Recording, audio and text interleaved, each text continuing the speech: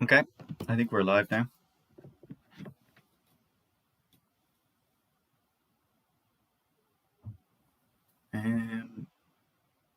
Yeah, we are. All right, so we're here from CYM Dublin. My name is Luke. I use he, him pronouns. I'm the Community Outreach Officer of the Dublin branch. Stephen. Hey, I'm Stephen. I use he, they, or kind of any pronouns chance. And I'm a media rep for the Dublin branch. Todd. Hey, I'm Todd, the chair of the Dublin branch. They, them pronouns, Free Palestine, etc. Katie. Hi, I'm Katie. I use any pronouns, and I'm just a member of the CYM Dublin branch. Cool. So the reason why we're doing this is to raise awareness of our GoFundMe for Inner City Helping Homeless. We want to raise €1,000 to buy these homeless insulated sleeping pods, so that Inner City Helping Homeless can distribute them to the homeless of the city centre, to at least provide them a place to sleep that isn't the worst, but it isn't a solution at the end of the day. It just would make their lives slightly better. So there, I put the link into the chat there, so if you want to donate, it'd be greatly appreciated, especially from all of us here at the CYM. We'd greatly appreciate that. Thank you. So how we're going to be doing this is that we're going to be covering various topics. Our first one will be socialist republicanism, and we'll be looking at a bit of Connolly and Costello. Our second will be anti-fascism. We'll be looking at a bit of Zetkin for that. And then our third is feminism, and we'll be looking at Colin Ty for that.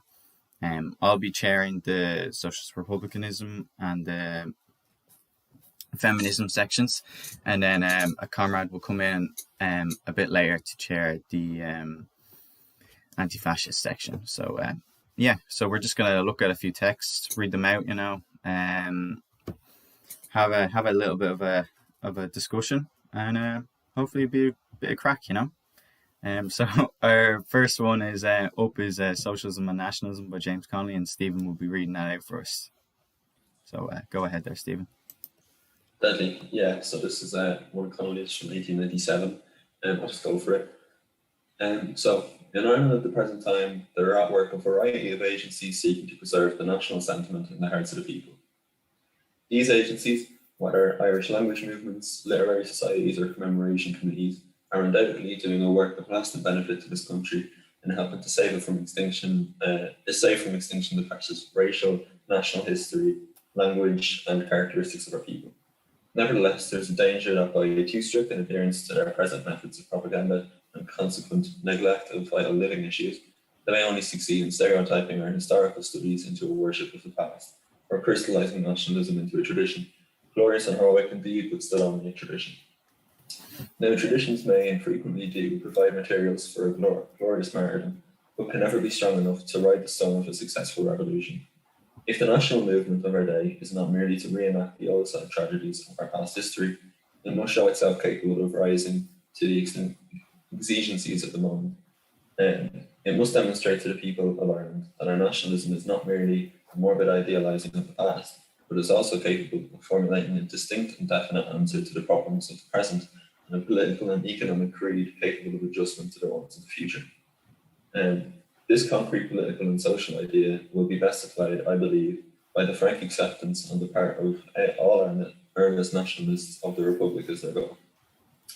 Not a republic as in France, where a capitalist monarchy with an elected head parodies the constitutional abortions of England, and an open alliance with the Muscovite despotism brazenly fronts its apostasy to the traditions of the revolution. Not a republic as in the United States, where the power of the purse has established a new tyranny under the forms of freedom, where 100 years after the defeat of the last British redcoat polluted the streets of Boston, British landlords and financiers impose upon American citizens a servitude compared with which the tax of pre-revolution days were a mere trifle. No, the republic I would wish our fellow countrymen to set before them is their ideal, should be of such character that the mere mention of its name will at all times serve as a beacon light to the oppressed of every land, at all times holding forth promise of freedom and plenteousness as the reward of their efforts on its behalf. To the tenant farmer, ground between landlordism on the one hand and American competition on the other, as between the upper and nether millstone, to the wage workers in the towns suffering from the exactions of the slave-driving capitalist, to the agricultural labourer, toiling away his life for a wage barely sufficient to keep body and soul together. In fact, to every one of the toiling millions upon whose misery the outwardly splendid fabric of our modern civilization is reared, the Irish Republic might be made a word to conjure with, a rallying point for the disaffected, a haven for the oppressed, a point of departure for the socialist, enthusiastic in the cause of human freedom. This linking together of our national aspirations with the hopes of the men and women who have raised the standard of revolt against the system of capitalism and landlordism, of which the British Empire is the most aggressive type and resolute defender, it should not in any sense import an element of discord into the ranks of earnest nationalists, and would serve to place us in touch with fresh reservoirs of moral and physical strength sufficient to lift the cause of Ireland to a more commanding position than it has occupied since the day of Edinburgh. It may be pleaded that the ideal of a socialist republic, implying as it does a complete political and economic revolution, would be sure to alienate all our middle class and aristocratic supporters, who would dread the loss of their property and privileges. What does this objection mean? That we must conciliate the privileged class in Ireland?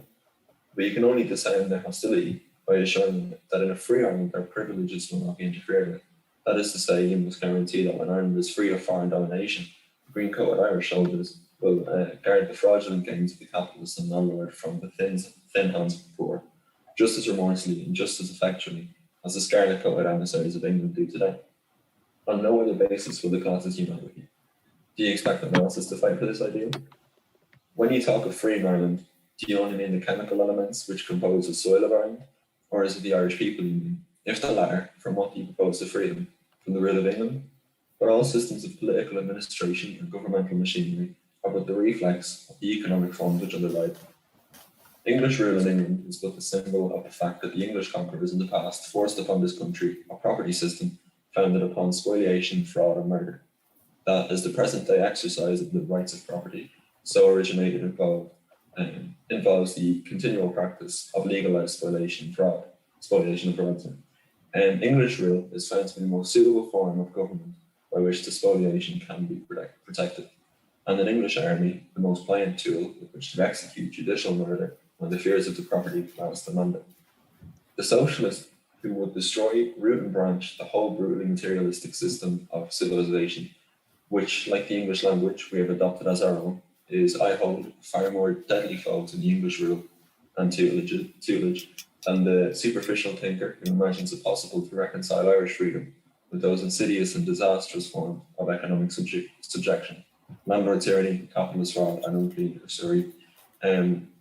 usury, baneful fruits of the Norman conquest and unholy treaty, of which Strongbow and David McMurphy, Norman thief and Irish traitor, were the fitting precursors and apostles. If you remove the English army tomorrow and hoist a green flag over Dublin Castle, unless you set about the organisation of the Socialist Republic, your efforts would be in vain. England would still rule you. She would rule you through capitalists, through landlords, through financiers, through the whole array of commercial and individualist institutions she has planted in this country and warred with the tears of our mothers and the blood of our martyrs. England would still rule you to your ruin, even while your lips offer hypocritical homage at the shrine of freedom whose cause you have betrayed. Nationalism without socialism, without a reorganisation of society on the basis of a broader and more developed form of that common property which underlaid the social structure of ancient Ireland, is only national recreancy. It would be tantamount to a public declaration that our repressors had so far succeeded in inoculating us with their perverted conceptions of justice and morality that we had finally decided to accept those conceptions as our own, and no longer needed an alien army to force them upon us. As a socialist, I'm prepared to do all one man can to achieve for our motherland her rightful heritage independence. But if you ask me to obey one jot or tittle of the claims of social justice in order to conciliate the privileged classes, then I must decline. Such action would be neither honourable nor feasible. Let us never forget that he never reaches heaven who marches thither in the company of the devil. Let us openly proclaim our faith. The logic of events is with us. Brilliant, Stephen. Thanks for that. That is by far my favorite Connolly text. It's amazing, really, really good. And clearly people think so too.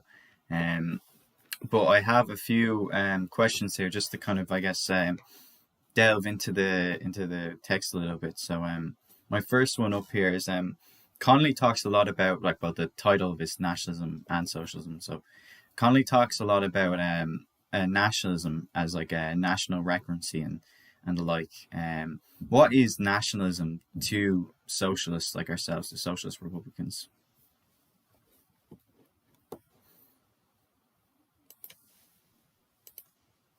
Do you mind if I go? Yeah. I guess Go ahead. nationalism is really like a way for us to arrive at socialism, specifically, in an Irish context. When we have, capitalism is a British import, as is said, nationalism can be a way for us to liberate ourselves, not only from the British, but also from capitalism, as Connolly says in the text.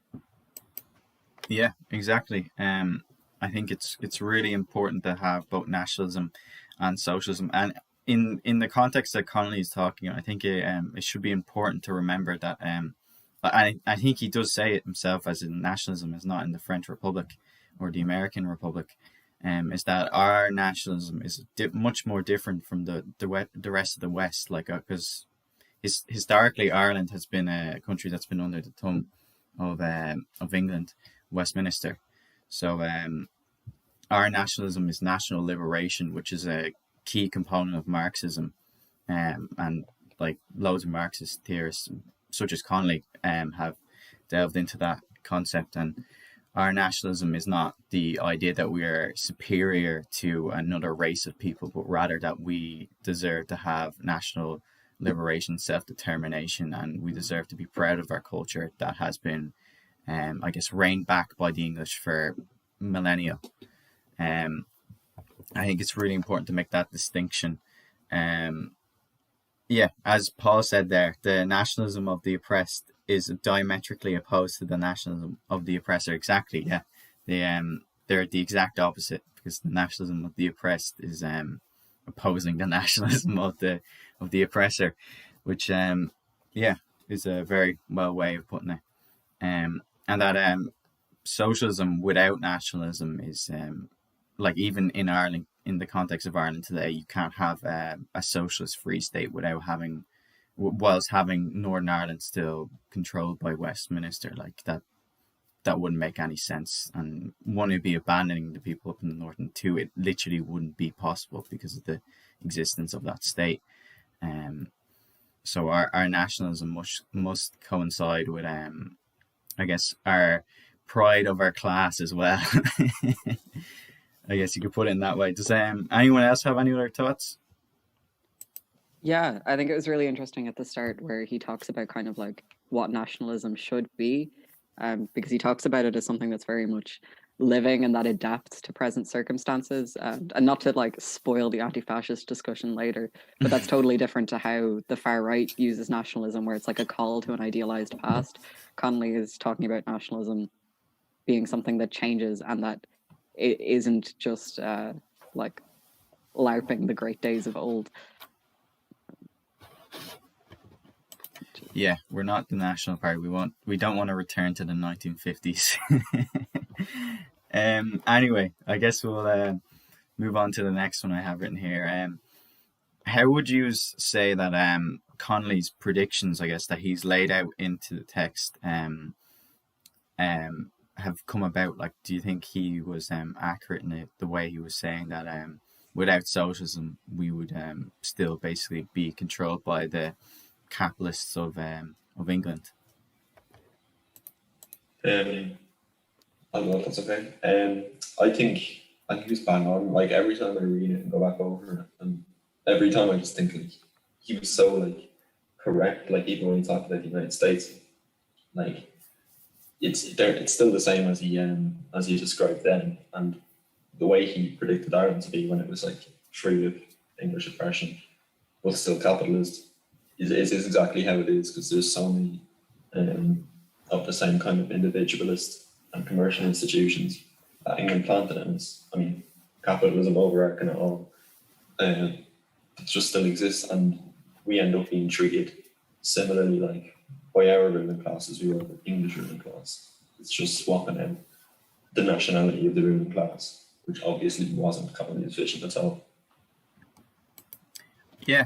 I also think it's a good thing to make the distinction that or the claim, not claim, but you know what I mean, to make the statement that our our national because we are still a capitalist country, we are still controlled by the various imperialist nations, so like the EU bloc, the UK, and the USA, that because we're capitalists and not socialists, that these institutions still control us, control our economies a good deal of it, and that's why you need socialism, because you need to get at the root of all those problems, which is capitalism. You need to abolish capitalism in order to truly be liberated and truly have a free island. So yeah, does anyone else want to say anything there? Yeah.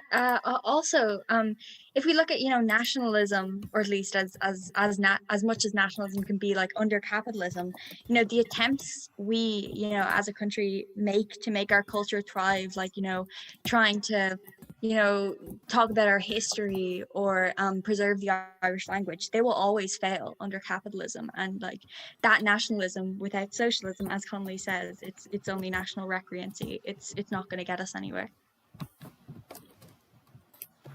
Yeah, definitely. 100%. And the next one, I guess, is I kind of went into this already a little bit, but I guess what is our relationships to like England and the other imperialist nations now? Like, what would you say is, are we really free, or are we subordinated by them? I mean, like, it's really just false freedom. Like is the England still has so much, agency over us. And it's really ridiculous that we can call ourselves like the Republic of Ireland when we're still so closely tied to British imperialism. And we really can't be a republic without that socialism. Like Connolly is just so correct in everything he says, and that we're not free at all. It's just a false pretense of like liberal freedom when it's not liberation whatsoever. Yeah, and even still, like how the economy has gone, is that it's entirely reliant on foreign direct investment now, which is like, I guess in a way is it's kind of scary, because that means like, what if all these companies decide to pull out, then no one has a job anymore, and then the whole economy collapses, But that's like how it is. That's what our entire basis of our economy is. And even that way, that really highlights what needs to be done, and that we need to like have self-determination. We need to be able to organize our economy into a socialist one, so that we can produce for ourselves, and not be reliant on alien institutions to provide our people, I guess, with food. Yeah, I think that's really interesting as well, what you were saying, that it's being so reliant on foreign investment. The way that we've been so, like, I think, like, what's the word? Subjugated to this for like so much of our existence in Ireland.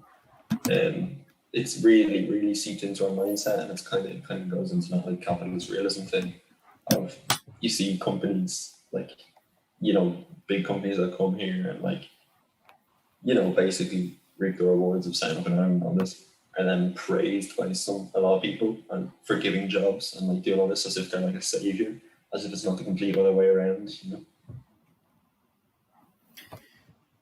Yeah, and I think I remember one time actually seeing a tweet from Leo Varadkar, which I thought was really funny, because it was about Intel had, like, I guess, taken some land off some farmer or something, and this guy was like trying to sue them, but he lost the case to Intel. I don't know the exact details about the law case, but and it was funny because he was there, like, he's such a free stater because he was there like praising Intel for basically like taking this man's land and his livelihood, which really shows you like just how much they do control us. Like they can get away with that stuff, and even our politicians, they stand like among them, cheering them along as they subjugate the people of Ireland.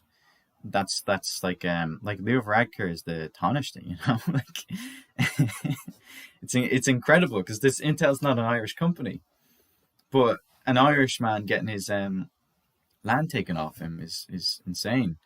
That's a better kind of outcome, which is really shows you like what these free stayers, as I like to call them, are all about. But anyway, what would you say would the ideal socialist republic look like, as Connolly spoke about in this text? Do you want to take that, Stephen? Was Todd going to say something? Mostly just to fill the silence. I was just going to give a standard workers' republic type answer. The country run and operated by the people who live here, by the people who do the work of keeping the country running in normal times. So to just have all of the political power rather than none of the political power as it stands currently.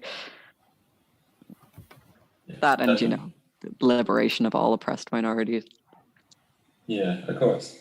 Like, I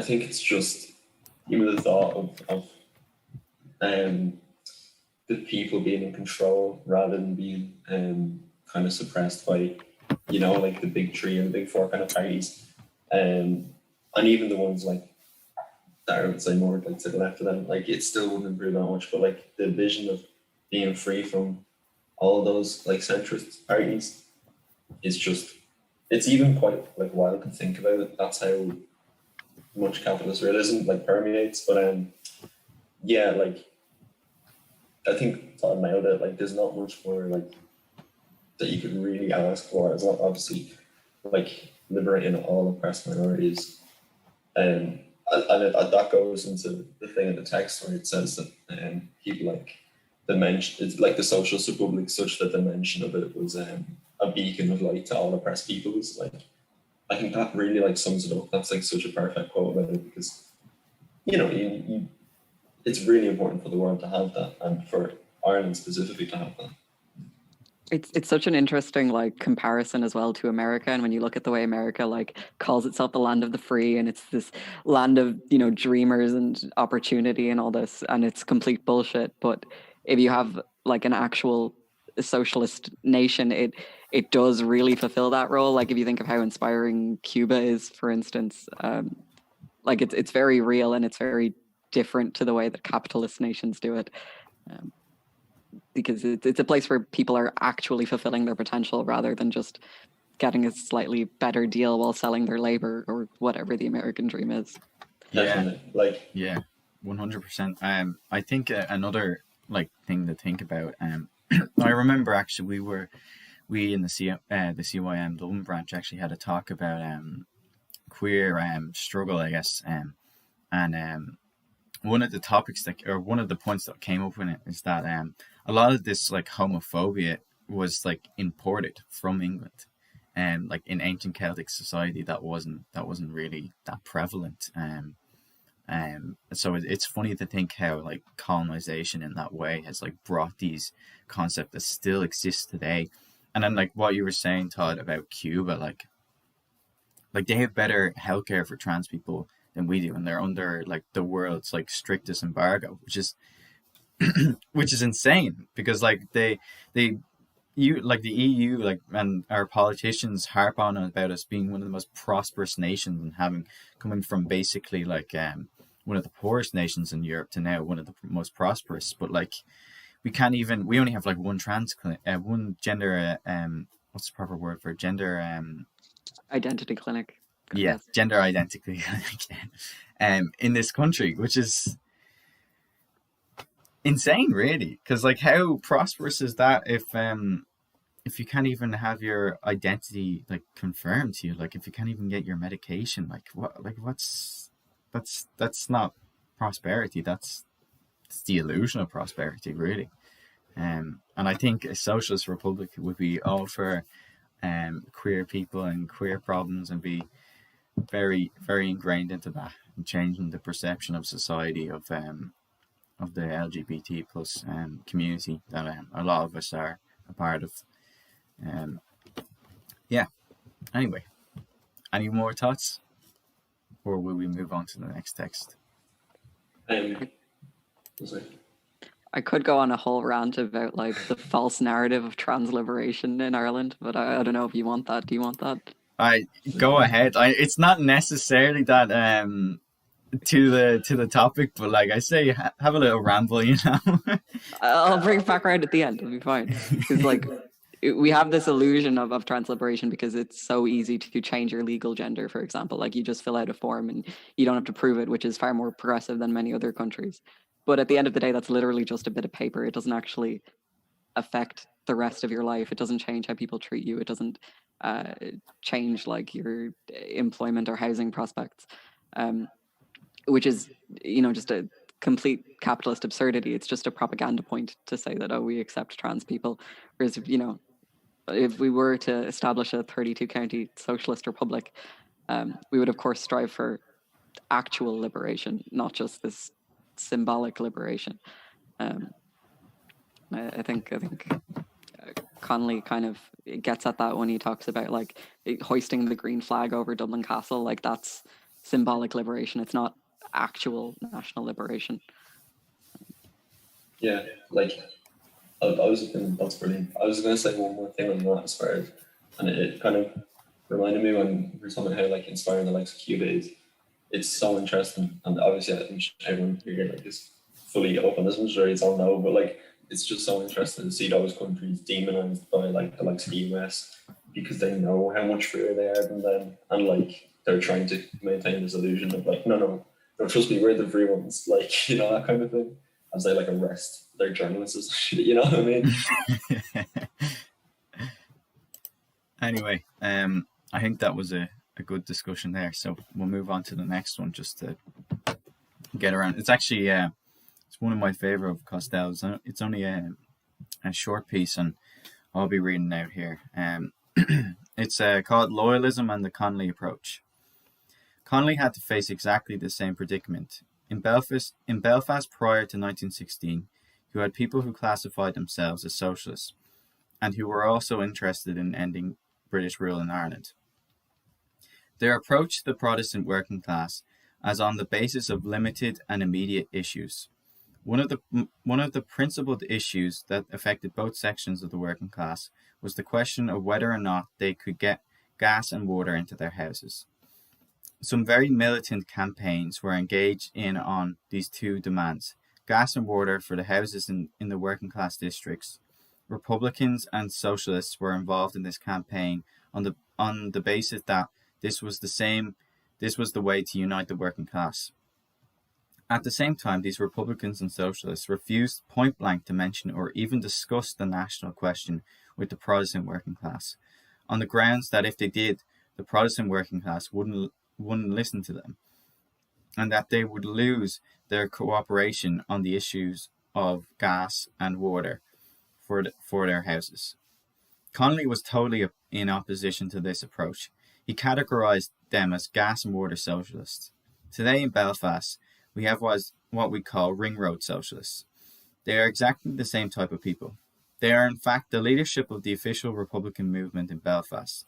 We maintain that any cooperation with the Protestant working class must be on the basis of principled political position. It must be on the basis of explaining fully to the Protestant working class what all our policies are, not just our policies on the ring road. We must try and politicize them, simultaneously, with conducting a political campaign to get rid of Britain. It will be primarily an educational function or an educational campaign directed towards Protestants in the hope, at least, that some significant sections of the Protestant working class will understand. And that's the short piece there from Costello.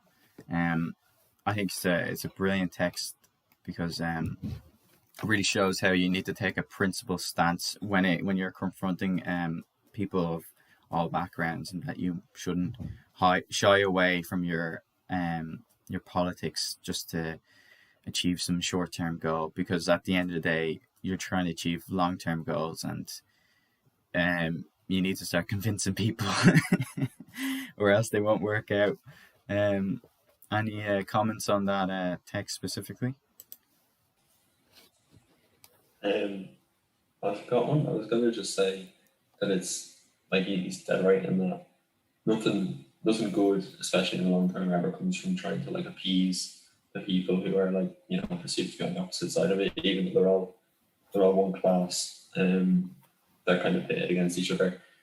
But you there's nothing really there to gain by kind of trying to make your politics or your activism palatable for them, in the same way that, like, say the Black Panthers knew that there was no point in trying to make their organisation palatable to white people. It was much more of a, here, this is us, this is what we stand for, and if you're going to come with us and like support us, then you have to know this and all this kind of stuff. And if not, you know, maybe you'll be convinced at some stage, but you know, it's not about, at the end of the day, it's not centering your kind of opposition in that way. Does that make sense? Yeah. Todd, do you have any thoughts, or Katie, want to use? Or do you want me to go into the questions? All right, go ahead. I can say, well, the kind of thing of like, yeah, as Stephen said, like the idea of making your politics more palatable to other people for those short-term goals. It's really a very liberal idea that I think we see a lot of, like, especially even I think of, like, you know, the LGBT community seeing like very short-term, like small goals of like making ourselves more palatable to cishet people as, you know, the same thing as liberation, as if like, oh, if we keep making these small steps and like appeasing them, then we'll finally get to where we want to be, when that's not the case at all. So like he's just completely right in that it's just a pointless game, and it's not actually going to get you anywhere. Definitely, yeah. It's if you want to achieve national liberation, you gotta have and socialism, you gotta have the consent of the working class. So I guess in a way we can go on to my kind of first question is, like, how do we approach the Protestant working class in these occupied 6 counties? Like, do we approach them from a principled stance? That, like, how would you see that playing out?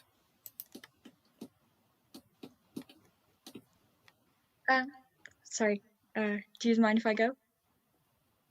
I mean, I guess that's like a question of like developing class consciousness mostly, and not letting us as our class be divided. Like, it would be approaching, you know, them in a very civil but firm manner, in that like we must unite to see who our oppressors actually are.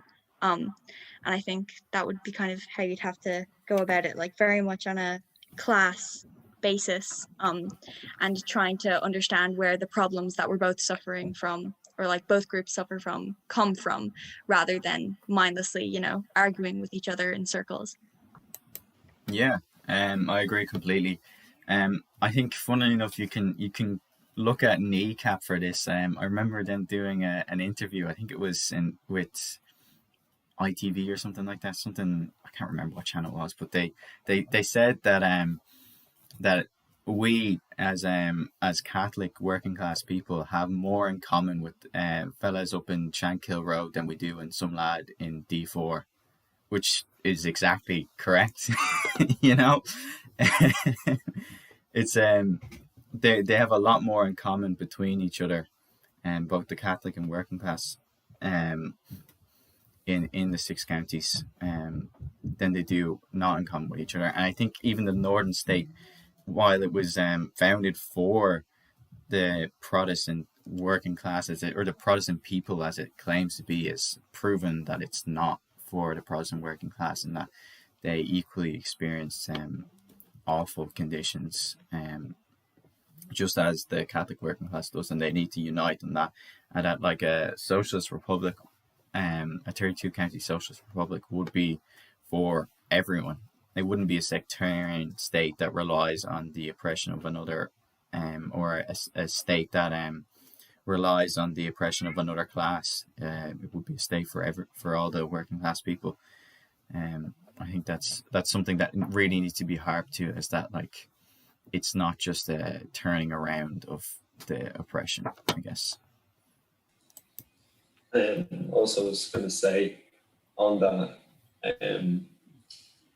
approaching them and letting them know that your issues and like your analysis, your activism is on a class-based lines is much better, because if you kind of try and have this idea, which I've heard a little bit of, like, you know, small issues, and then like working it up and kind of slipping in the whole like, oh, socialism type of thing, that could so easily be spun by, say, like bad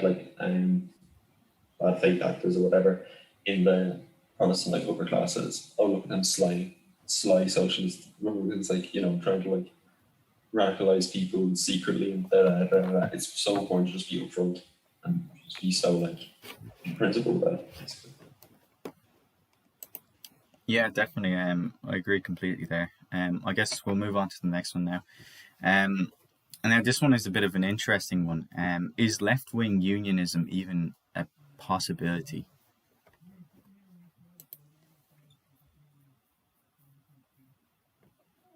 Trade unionism, yeah.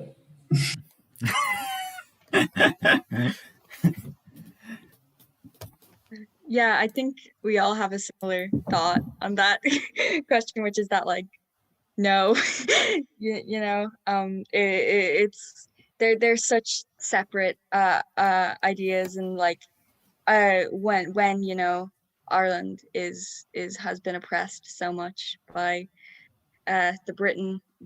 Britain's bourgeois class, you know, it really isn't a possibility, which is why we need to be talking and having active conversations with the other side of this argument of working class people who are unionists, to, you know, help them understand, you know, in a genuine way, that like we don't mean any harm, and that we're looking out for their interests as much as ours, you know. I mean, if you look at any British communist worth their salt, they're in favor of, you know, the unification of Ireland, of Irish liberation. Like, I, I don't think you could be a serious Marxist and be in favor of unionism in this day and age. I completely agree. Like we discussed earlier, how in Ireland's case, socialism and nationalism is so inherently tied. So if you're trying to deny Irish people their nationalism, like them to be a socialist, it's fundamentally just not there. It's, you know.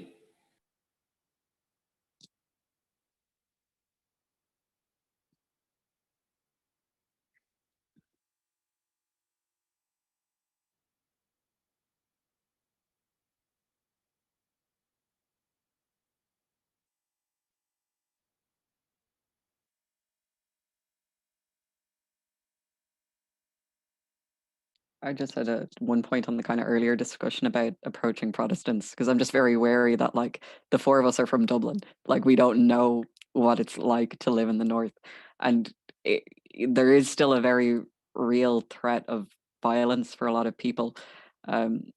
So, like, while, yeah, it's great in theory to say, oh, we need to approach people respectably and not shy away from the fact that we're socialist Republicans and this, that, and the other, like that, that's not always going to be possible for our comrades who are actually there on the ground. It's a lot of nuance, it's a tricky situation.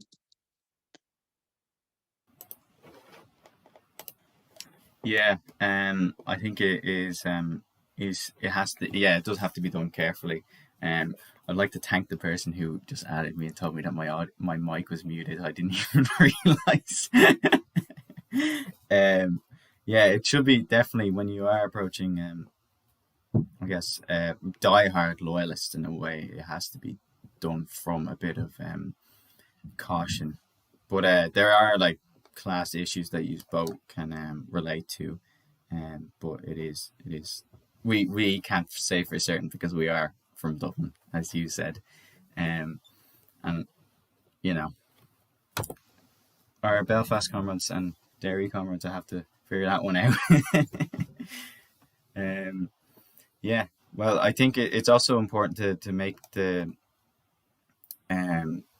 statement that like a socialist republic would be a sectarian, or would be not sectarian, would be would be a republic without any religion tied to the state, because the separation of church and state is of 100% immediacy and needs to be done. Because if you look at like the history of having the Catholic Church and what they did down here, the mothers and babies home and all that, various scandals that they were involved in, it's really important to have a state and church separate from each other, as most socialist countries were in the past and still are today. So I think it's that's a really important distinction to make, that like if you are talking to someone who may be like a kind of left-leaning loyalist, if that's the thing, and you're trying to convert them to like the idea of socialist republicanism, is that like the state itself wouldn't be sectarian. It would have no religion. It wouldn't be a state that relies on the oppression of, or it wouldn't be a state that relies on like the ostracization of people based on religious practice or whatever. That would be exempt from the socialist program of the 32 county Social Republic of Ireland. Yeah, so that's all I have to say anyway. Unless Stephen's nodding away there a lot, so I imagine he has something to say as well. No, just agreeing. Fair enough. Well, looking at the time now, it is 6:43, so I guess we can move on to our next section, unless anyone wants to fill out some time and talk about various Republicans issues or whatever, because it's up to you though. This is a little bit like hypothetical, like metaphysicsy maybe, but I think the question of religion under a socialist republic is really interesting, because Catholicism isn't indigenous to Ireland, like that was imported too. So I'd just be really curious to see what would happen to faith and organized religion under a socialist republic. Like, would you see a resurgence of Irish paganism, for instance? It's very possible. Yeah, I think that's such an interesting question too, because Catholicism has had such a huge impact on the way the Irish like state like governs the us, especially like women, and I feel like removing Catholicism from the picture, at least in the very widespread way it is right now, and how integrated it is into like our lives, is something almost like impossible to imagine, because we're so conditioned to it being everywhere all the time. So yeah, it's interesting to see how many people would explore their religious beliefs in a different way when a huge institution like the church isn't so in such a powerful position in this country. Yeah, definitely. Like, I mean, I believe Connolly did actually write a bit about religion in Ireland. I haven't really read much of them, to be honest, or well, it's been a while since I have read them. But in a way, it is like a lot of the church can be very reactionary in their views. I know there is like in South America, there was a trend of like I think it was called liberation theology, which is a really interesting thing. It's kind of getting the real proper anti-capitalist sentiments in like Catholicism and bringing them and mixing them with like Marxism as like a proper liberation theology, as it's called. Like, and I think if in my kind of ideal world, that would be sort of what all religion forms into. Because if you do read the scriptures of like various, I haven't read any like non-Abrahamic ones, but if you do read the Abrahamic ones, and even actually no, Buddhism as well is pretty anti-capitalist in a way, but I won't go into that because I don't know much about Buddhism.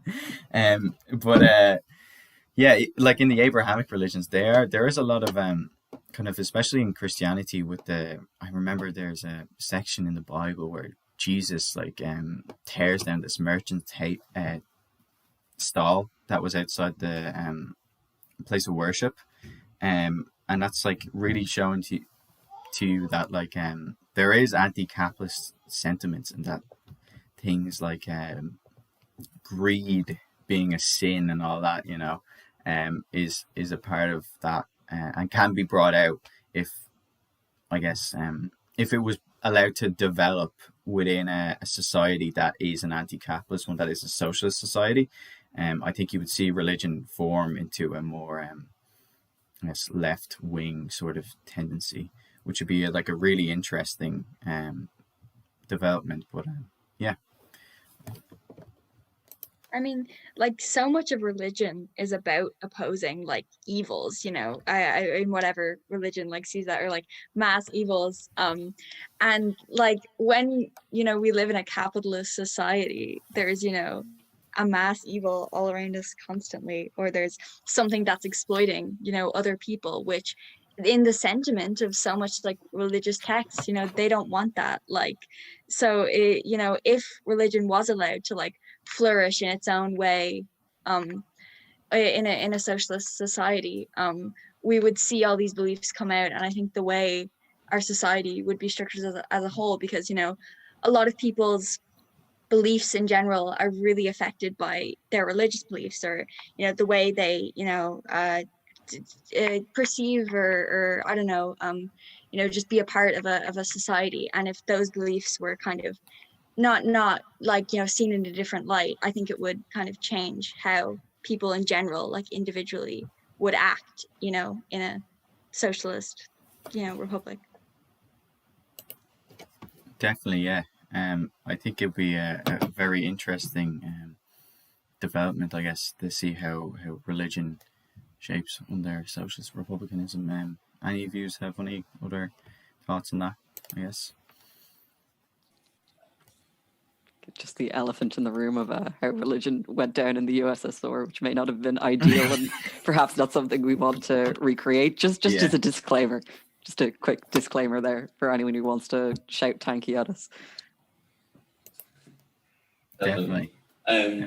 Like I know a lot of people, I know a fair few people who are like quite religious, but like all of them are like progressive and, you know, this kind of stuff.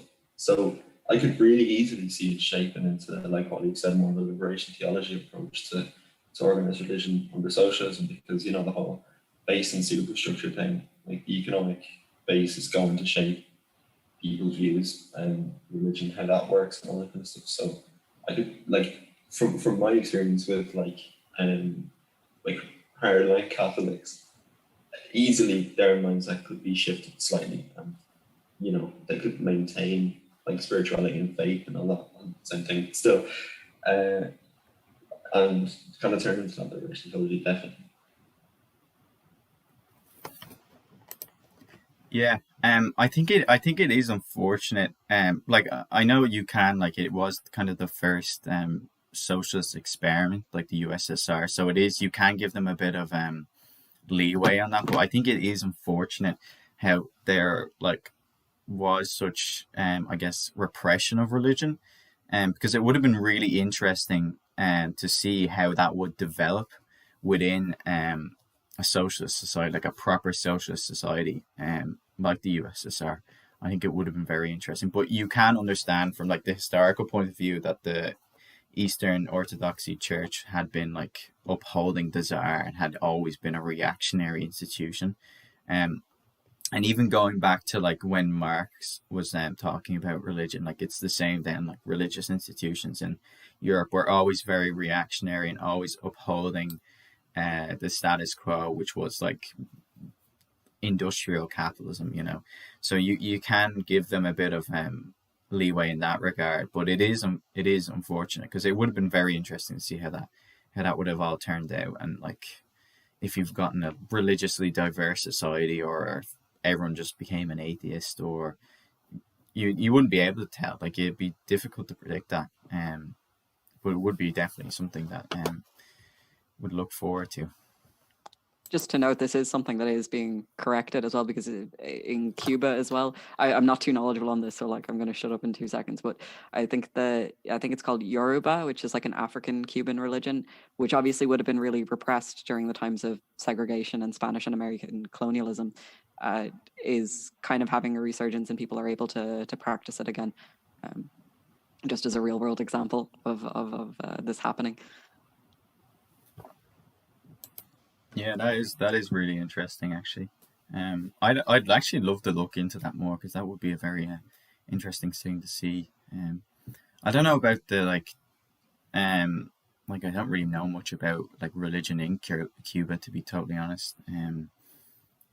But yeah, it would be very interesting to read about that. I'm reading a bit of a quote here. "We can't be communists, we're Catholics." A famous quote by a priest during the Limerick Soviets. That's brilliant, that is. Yeah, I mean, that kind of does unfortunately show some of the more reactionary elements that I think communism and Catholicism can mix quite that well if they were allowed to. I think one of the huge problems with like religion, like under capitalism, is that it's built up in like institutions rather than, you know, just like people uniting because of their beliefs. Like, you know, like that's like a huge problem in the fact that like it's not necessarily a religion itself, like the practice of that religion, that is like a problem. It's the institutions that like claim to kind of be, you know, the advocates of this religion, or to be the center of religions, that then, you know, kind of mess up the perception of religion for everybody, because it shouldn't be mass institutions who are trying to gain power. It should be a very like, because religion in general is a very personal thing, and it should be allowed to be expressed in that way rather than in these huge, you know, organizations. Yeah, I think that'd be really, yeah, definitely agree completely. I'd say we'll be just to kind of remind everyone again, the reason why we are actually doing this is that we are doing it to raise money for the ICHH, so that we can purchase some homeless insulated pods for people to sleep in, and they will be distributed them. So if would be greatly appreciated if you can go to the GoFundMe, donate, share it around. We'd greatly appreciate that. Thank you very much. But I say we can go into a break now. I think that's good. So see you then in 5 minutes.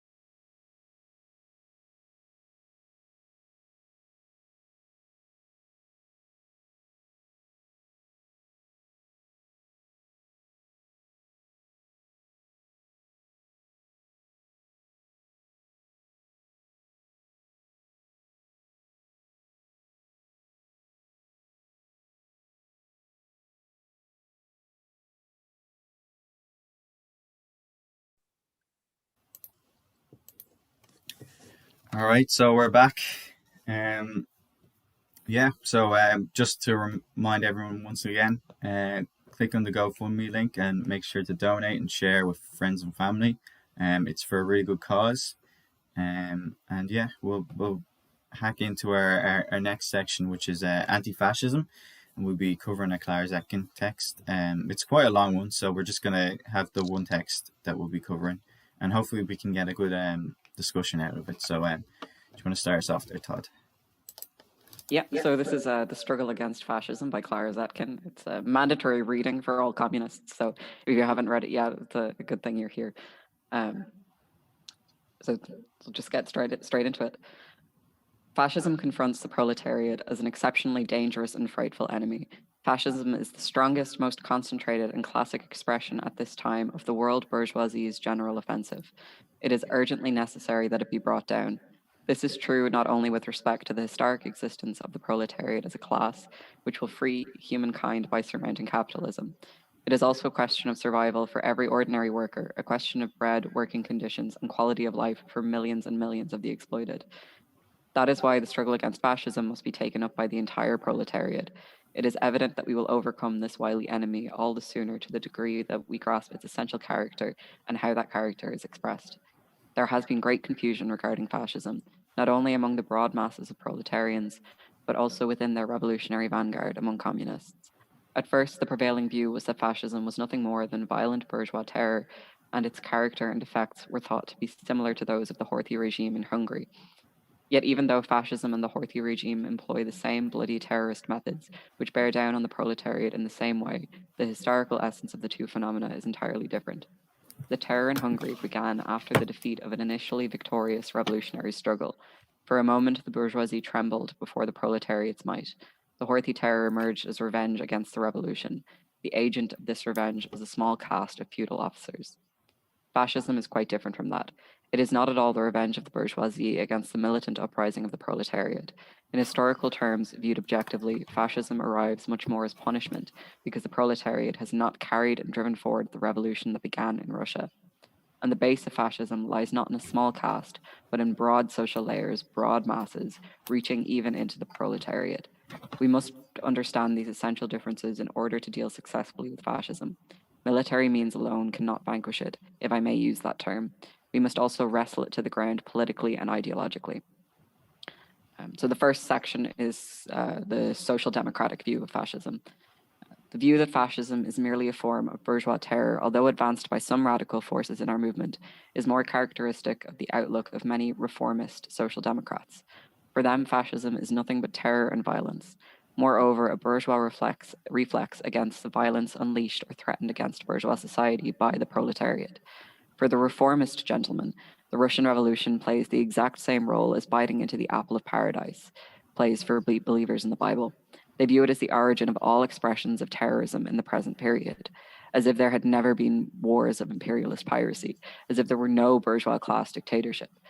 Thus, fascism for the reformists is the consequence of the Russian Revolution, the proletariat's original sin in the Garden of Eden.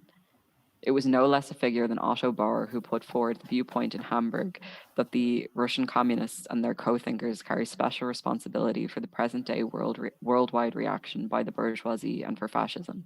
It is they who split parties and trade unions.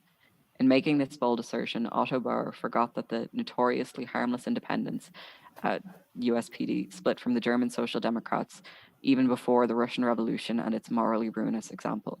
Bauer explains that world reaction, which reaches its highest point in fascism, is also caused in part by the fact that the Russian Revolution destroyed the Menshevik paradise in Georgia and Armenia.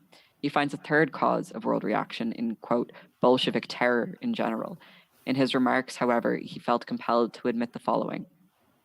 We in Central Europe are today obliged to confront the violent fascist organizations with the proletariat's defense guards, for we have no illusions that we can overcome direct violence through an appeal to democracy. You would think he would draw from this observation the conclusion that force must be met by force. However, reformist logic goes its own way, unfathomable, like the ways of heavenly providence. Otto Bauer's concoction continues as follows. I am not talking about methods that often do not lead to success, such as insurrection or even general strike. What is needed is coordination of parliamentary action with extra-parliamentary mass action. Here, Otto Bauer does not reveal to us the secret in his chaste political bosom as to what form of political action he favours in Parliament, and even more outside Parliament. There are actions and then there are actions. There are parliamentary and mass actions that, from our point of view, consist of bourgeois rubbish. Pardon my words. On the other hand, an action either inside or outside Parliament can have a revolutionary character. Otto Bauer remains silent regarding the nature of reformist actions, and the end product of his remarks on the struggle against world reaction is quite exceptional. It is unveiled as an international information bureau that will give precise reports on world reaction. Bauer explains, the foundations of this international will possibly be met with skepticism if we did not understand how to establish a news bureau that provides us with necessary information on reaction. This skepticism would be justified. What lies behind this entire conception is that the reformists' faith in the unshakable strength of the capitalist order and bourgeois class rule, along with distrust and cowardice toward the proletariat as a conscious and irresistible force of world revolution. The reformists view fascism as an expression of the unshakable and all-conquering power and strength of bourgeois class rule. The proletariat is not up to the task of taking up the struggle against it. That would be foolhardy and doomed to failure.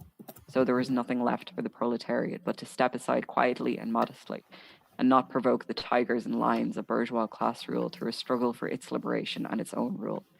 In short, the proletariat is to renounce all that for the present and future, and patiently wait to see whether a tiny bit can be gained through the route of democracy and reform.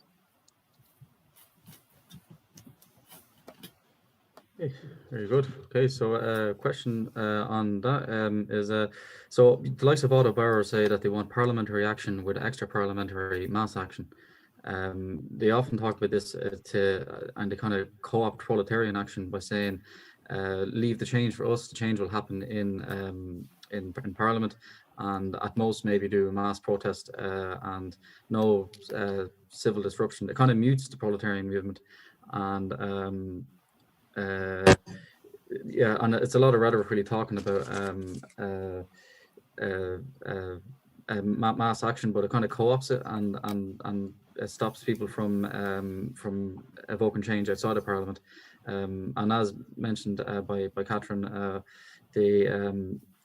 as if like a bourgeois democracy is going to allow proletarian change to come from within. So do we see this today in Irish politics, say, where some left-wing parties might tell people to wait for reformism and kind of mutes mass action outside of reformist economist kind of changes?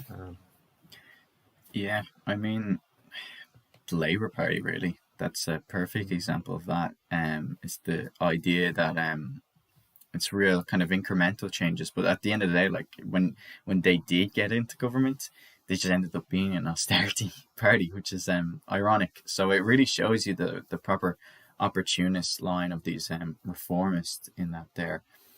It's like, while parliamentary action is an important part of getting your message out there and all that, but it should coincide and be subordinated to actual direct action and involvement in trade union politics, involvement in political action, involvement with your communities. Like that should be the priority, not getting votes. Getting votes is at the end of the day, you live in a bourgeois democratic system.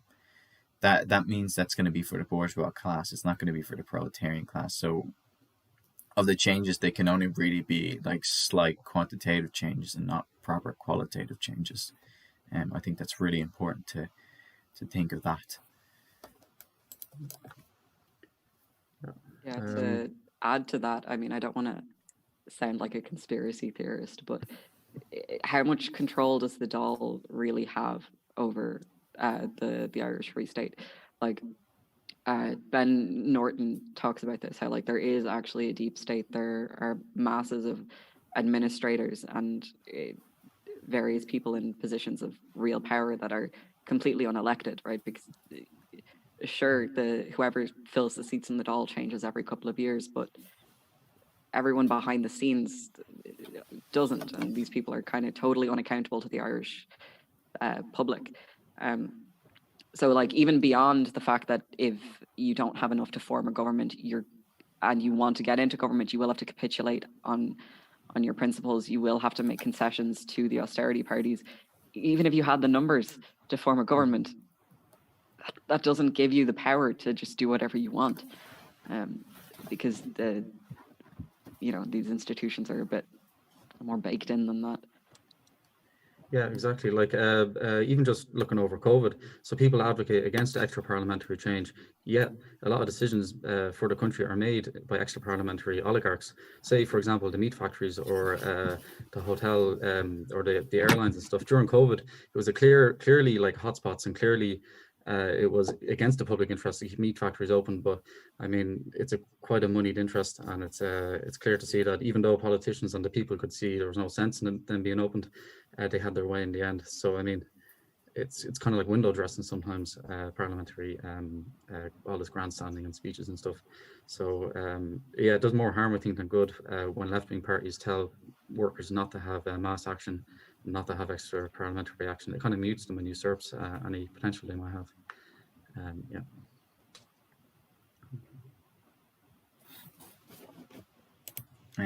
But we continue on to the next part then.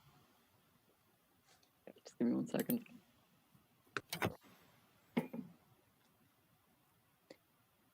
So the next section is the social roots of fascism. I have the complete opposite point of view, and so too, I'm sure, do all communists. Specifically, we view fascism as an expression of the decay and disintegration of the capitalist economy and as a symptom of the bourgeois state's dissolution. We can combat fascism only if we grasp that it rouses and sweeps along broad social masses and the bourgeois state. There were already symptoms of the proletarianization of bourgeois layers in pre-war capitalism. The war shattered the capitalist economy down to its foundations. This is evident not only in the appalling impoverishment of the proletariat, but also in the proletarianization of very broad petty bourgeois and middle bourgeois classes, the calamitous conditions among small peasants, and the bleak distress of the intelligentsia. The plight of the intellectuals is all the more severe given that pre-war capitalism took measures to produce them in excess of demand. The capitalists wanted to extend the mass supply of labor power to the field of intellectual labor and thus unleash unbridled competition that would depress salaries. It was from these circles that imperialism recruited many of its ideological champions for the World War. At present, all these layers are experiencing the collapse of the hopes they had placed in the war. Their conditions have become significantly worse. What weighs on them above all is the lack of security for their basic existence, which they still had before the war. I base these conclusions not on conditions in Germany, where the bourgeois intellectuals face conditions of extreme impoverishment that are often more severe than the poverty of workers. No, look at Italy, which I will speak of shortly. The ruin of the economy there was decisive in causing social masses to join with fascism. Consider another country that, in contrast to other European states, emerged from the World War without severe convulsions, Britain. Just as much is said there today in the press and public life about the distress of the new poor as about the gigantic profits and luxury of the few new rich. In the United States, the farmers' movement responds to the growing plight of a large social layer. The conditions of the middle layers have worsened markedly in every country. In some countries, this worsening leads to a point where these social layers are crushed or annihilated. As a result, there are countless thousands seeking new possibilities for survival, food security, and social standing. Their number is swelled by lower and mid-level government employees and the public servants. They are joined, even in the victor states, by former officers, non-coms, and the like, who now have neither employment nor profession. Social forces of this type offer fascism a contingent of distinguished figures who lend in these countries a pronounced monarchist hue. But we cannot fully grasp the nature of fascism by viewing its evolution solely as a result of such economic pressure alone, which have been considerably enhanced by the financial crisis of the governments and their vanishing authority.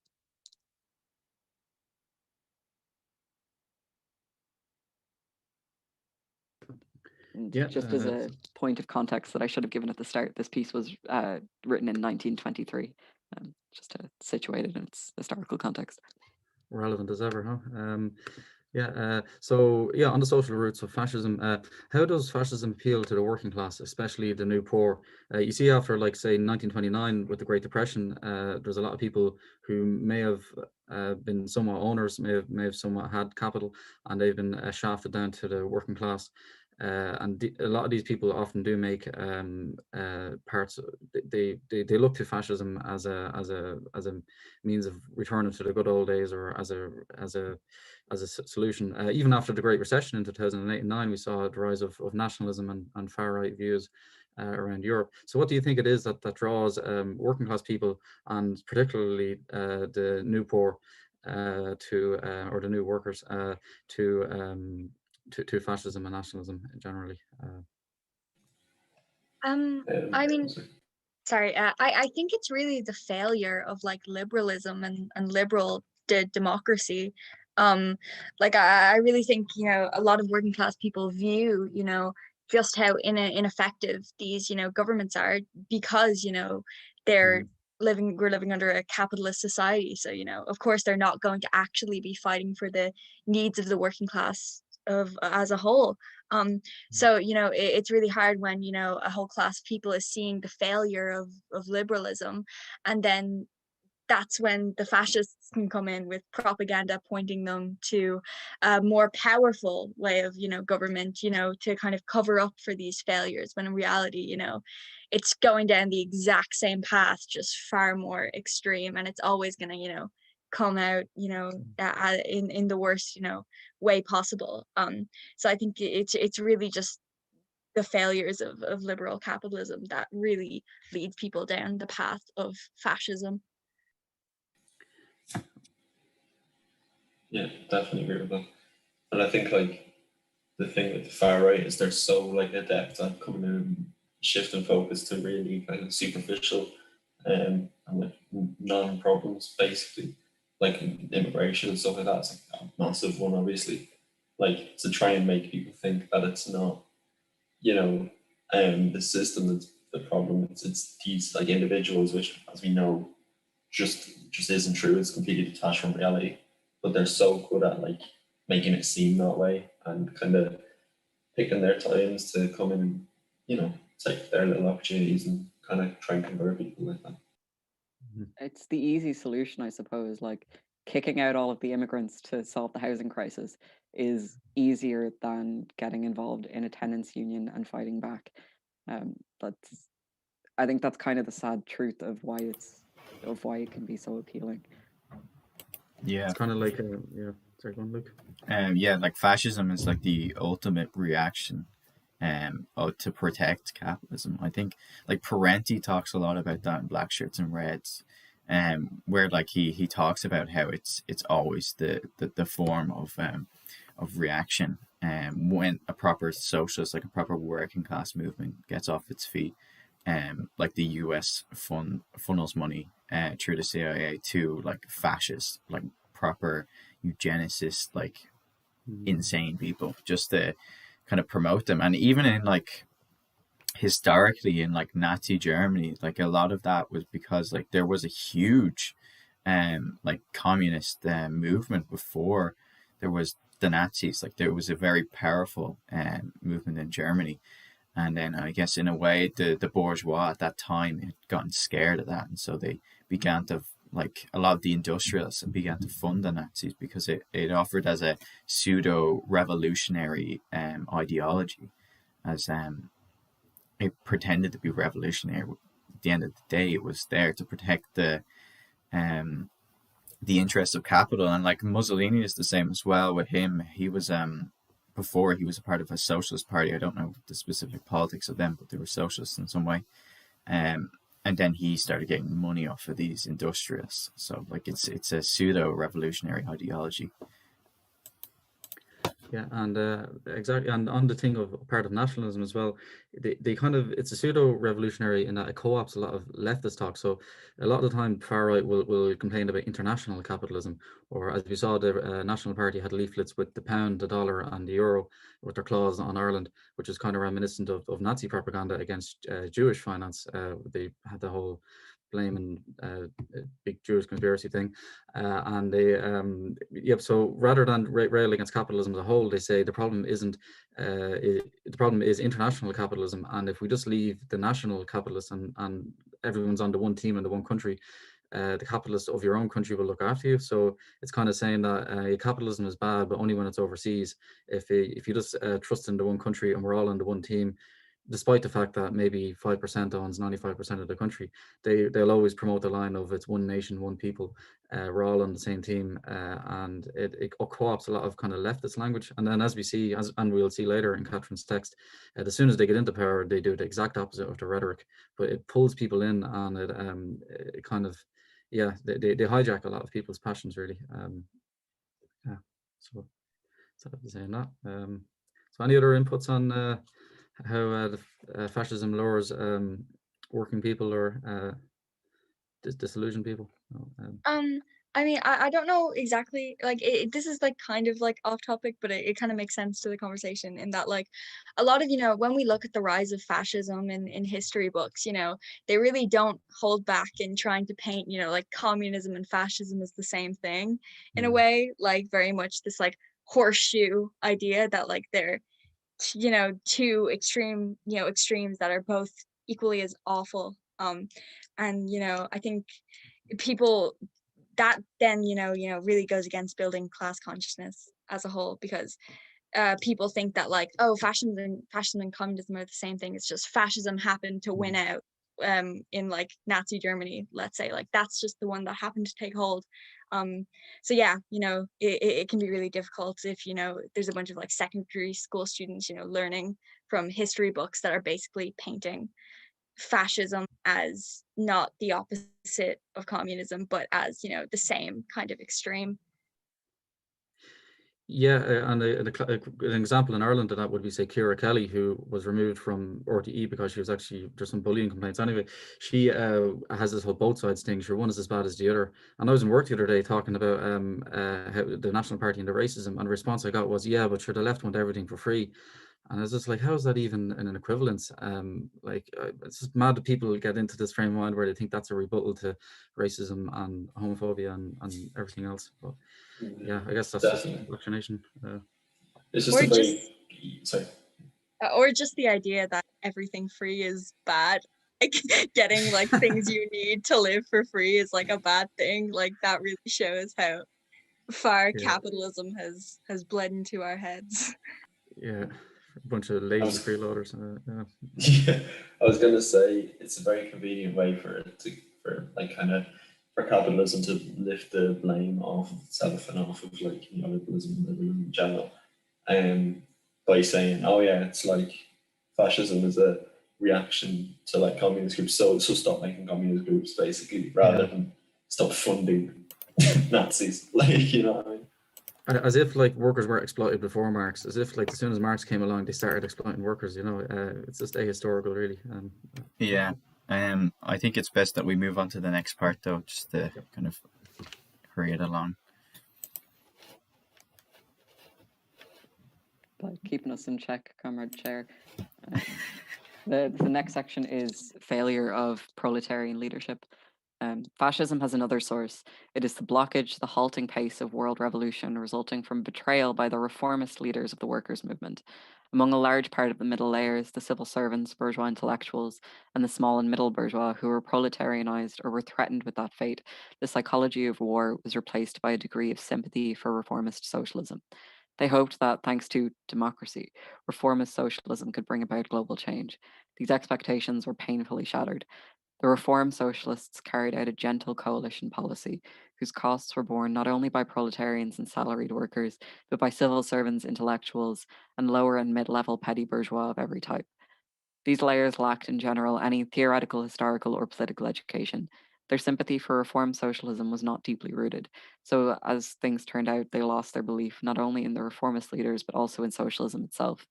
The socialists promised an easing of our burdens and suffering, plus many beautiful things, and a reshaping of society on the foundations of justice and democracy, they said. But the top dogs and the rich carry on and rule with even more severity than before. These bourgeois who were disappointed in socialism were joined by the proletarian forces. All the disillusioned, whether bourgeois or proletarian in origin, nevertheless abandon a precious intellectual force that would enable them to look forward from the gloomy present to a bright and hopeful future. That force is trust in the proletariat as the class that will remake society. The betrayal by the reformist leaders does not weigh so heavily in the attitude of these disillusioned forces as another fact, namely that the proletarian masses tolerate this betrayal, that they continue to accept the capitalist yoke without rebellion or resistance. Indeed, that they come to terms with the suffering even more bitter than before. In addition, in order to be fair, I must add that the communist parties as well, setting aside Russia, are not without responsibility for the fact that even within the proletariat, there are disillusioned people who throw themselves into the arms of fascism. Quite frequently, these parties' actions have been insufficiently vigorous, their initiatives lacking in scope, and their penetration of the masses inadequate. I set aside errors of policy that have led to defeats. There is no doubt that many of the most active, energetic, and revolutionary minded proletarians have not found their way to us or have turned around on this path because they found us not energetic and aggressive enough. We have not succeeded in making them sufficiently aware of why we too, on some occasions, must hold back, even if unwillingly and with good cause.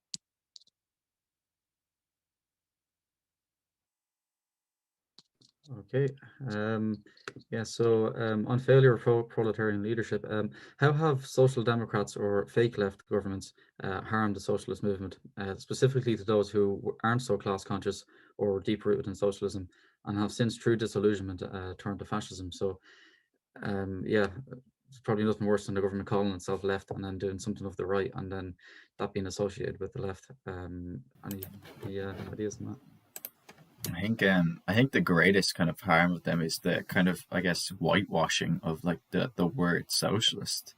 Like socialist doesn't mean Sweden. Socialist doesn't mean like a welfare capitalist state. Like socialism doesn't mean getting benefits. Like socialism means power to the people. That's what it means. That is socialism.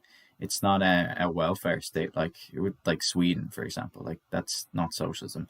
And I think it really has kind of whitewashed the word socialism in that way, is that you see people, especially in the West, like kind of associating socialism and communism as like two different things when they're not. Socialism is the lower stage of communism. Like that's what Marx originally called it. And it should be seen as though it's a transitionary period towards a fully liberated and classless society. It's not welfare states. It's not the still existence of private capital. So I think it's really important that that is. I think that's a way that these left governments that are really rightist at the end of the day, their harm to the socialist movement, I think, can be really seen there. I think a good example of that would be Spain. The Socialist Party in Spain, say with Pedro Sanchez, he's let in vulture funds. They've evicted tens of thousands of people, and the name of this, they've locked up a communist, I think, there a few months ago in Catalonia. But like the name of socialism in Spain is pretty much neoliberal laissez-faire capitalism. That's what it means. That's what in practice it is for Spanish people. So you're seeing as a resurgence of the far right in Spain, and it does great harm when people call themselves socialist and then behave like the right.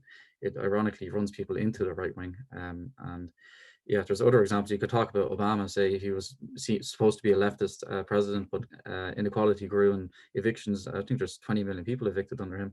And that just pushes people to the alternative, especially when you have a duopoly. If you have two parties that exchanges power every few years, if one party calls itself leftist, the other party will take on a rightist approach to be the reaction, you know. Yeah.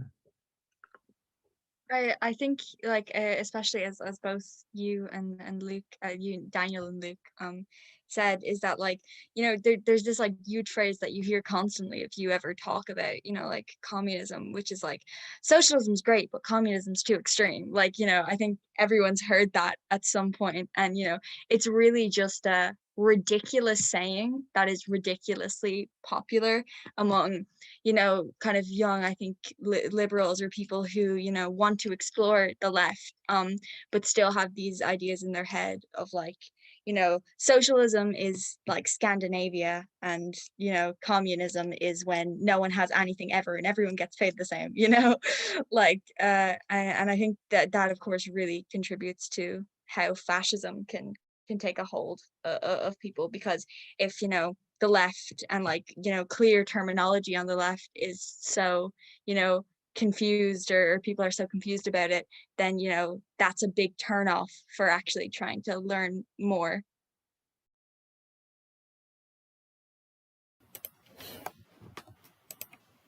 Definitely, yeah. I think, yeah, it is. It goes back to our original conversation at the start of this, where you kind of have to lay out your ideas so that people associate that's what a socialist republican is, that is what Marxism Lenin is, these policies, these ideas. It's not welfare capitalism. Completely agree. Any other inputs from people, or it's kind of a long text, we should probably move on. Great. So the next section is fascism's mass character. Masses in their thousands streamed to fascism. It became an asylum for all the politically homeless, the socially uprooted, the destitute and disillusioned, and what they no longer hoped for from the revolutionary proletarian class and from socialism, they now hoped would be achieved by the most able, strong, determined, and bold elements of every social class. All these forces come together in a community, and this community for the fascists is the nation. They wrongly imagine that the sincere will to create a new and better social reality is strong enough to overcome all class antagonisms. The instrument to achieve fascist ideals is, for them, the state, a strong and authoritarian state that will be their very own creation and their obedient tool. This state will tower high above all differences of party and class and will remake society in accord with their ideology and program. It is evident that in terms of the social composition of its troops, fascism encompasses forces that can be extremely uncomfortable and even dangerous for bourgeois society. I'll go further and assert that these elements, if they come to understand their own best interests, must be dangerous for bourgeois society. Precisely. If this situation arises, then these forces must do what they can to ensure that bourgeois society is smashed as soon as possible and communism is achieved. But events up to now have nonetheless demonstrated that the revolutionary forces within fascism are outstripped and restrained by the reactionary forces. What we see here is analogous to events in other revolutions. The petty bourgeois and intermediate social forces at first vacillate indecisively between the powerful historical camps of proletariat and bourgeoisie. They are induced to sympathize with the proletariat by their life's suffering and in part by their soul's noble longings and high ideals, so long as it is not only revolutionary in its conduct, but also seems to have prospects for victory.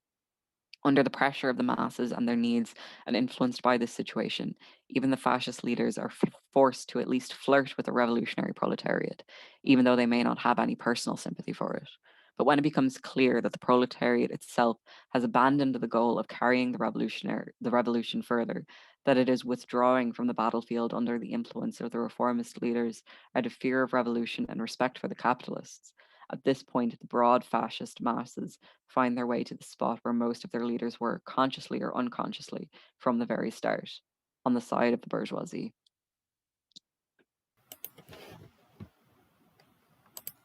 It's an amazing part, that is. So how is nationalism of a strong state offered as something that can rise above class antagonisms to those frustrated and disillusioned by the lack of progress by social democrats engaged in reformism and economism? So what is it that the strong state of, or the nationalism of fascism, what does it offer? How does it claim to be able to solve class antagonisms and inequality and all the rest? I feel like personally it almost claims to offer certainty, as far as you get this is because people become so disillusioned and sick of kind of reformism and very loose flimsy principles. It's at least it's something solid, obviously fascism that's all, but they cloud this thing of being at least it's a solid thing that's coherent, as it's portrayed as, you know what I mean? So that kind of draws people to. Yeah, it kind of it appeals to kind of like a nationalism by like saying everyone's on the one team. So even though there's like a minority that owns the majority of resources and the majority that owns almost nothing, it kind of says like we're all on the one team and we're all building a better Italy, say, for example. And yeah, it uses paramilitary forces as well. So I guess back then there was a lot of unrest and civil disobedience from workers demanding concessions. How dare they? But like you see like the media, for example, has a big role to play in it as well. The way it talks about it. I have some articles here from the New York Times say, here's one here, Fascismo's paring knife improves Italy's financial condition. This is from July 1st, 1923 in New York Times. Hunting out tax dodgers, using volunteer soldiers instead of paid ones, and rough-handed elimination of waste make big savings in new budget. Or then, again, New York Times, women march in Mussolini, hailed as a suffragette hero, because he gives women the right to vote in local elections. Just other things like fascisti come to America to fight radicalism. Just the whole portrayal by it. I mean, the media you have to look at as well. It is owned by the bourgeoisie, say. So like their rise to power, and however contradictory the words are to their actions, the words are the only thing that really gets represented. It gets printed, and they have a whole series of lies that go unchallenged essentially in the mass media. So like there is they have a big material advantage to getting into power, as opposed to anybody from the left, which is all uphill. Yeah, like I was saying before, it is a real pseudo revolutionary ideology. Is that like fascism itself is it takes on revolutionary characteristics without actually having any nuance to like a class analysis or anything like that. It is just co-opting those revolutionary waves that go through countries in crisis. Like fascism is to save capitalism. Like that's fundamental to it. Like it's completely anti-communist, and that's for a very good reason. Like it's pure reaction, really. There's actually a James Connolly piece called Let Us Free Ireland, which is gas. Like, read it if you get a chance. It's really sarcastic and great. But like one of the lines in it is like, and the landlords, are they not Irish too? Should we not liberate the Irish landlords? Which is exactly what you're on about. It's sort of like a fetishization of your nationality or your race, like putting it above all else. It's very white supremacist. Yeah.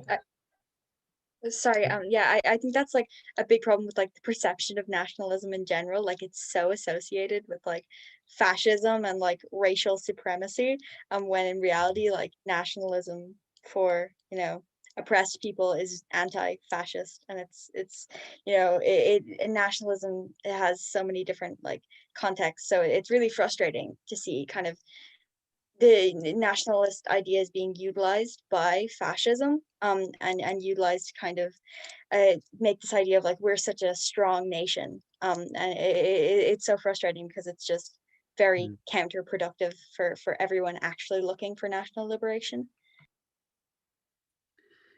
Yeah, and even they seem to blame like a part of the capitalist class. So like Germany blamed used anti-Semitism, blamed Jewish people, blamed the Treaty of Versailles, the debt repayments. You see in Spain and Greece and stuff, the far right over there blame international institutions, as if the capitalists in their own country will be benevolent and will be nice and will do nice things for them.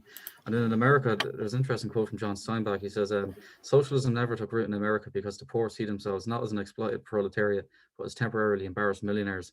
There is kind of like, as Todd said, a fetishization of successful people, and everyone can be part of the club if they're just not lazy enough.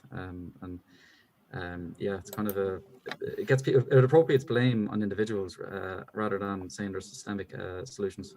Yeah, I think we'll move on to the next section then. Yeah.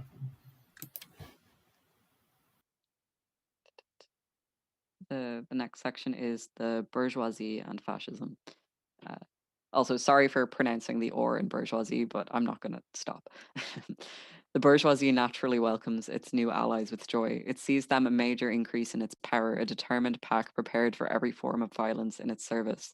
The bourgeoisie, accustomed to rule, is unfortunately more experienced and wise in judging the situation and defending its class interests than the proletariat, which is accustomed to the yoke.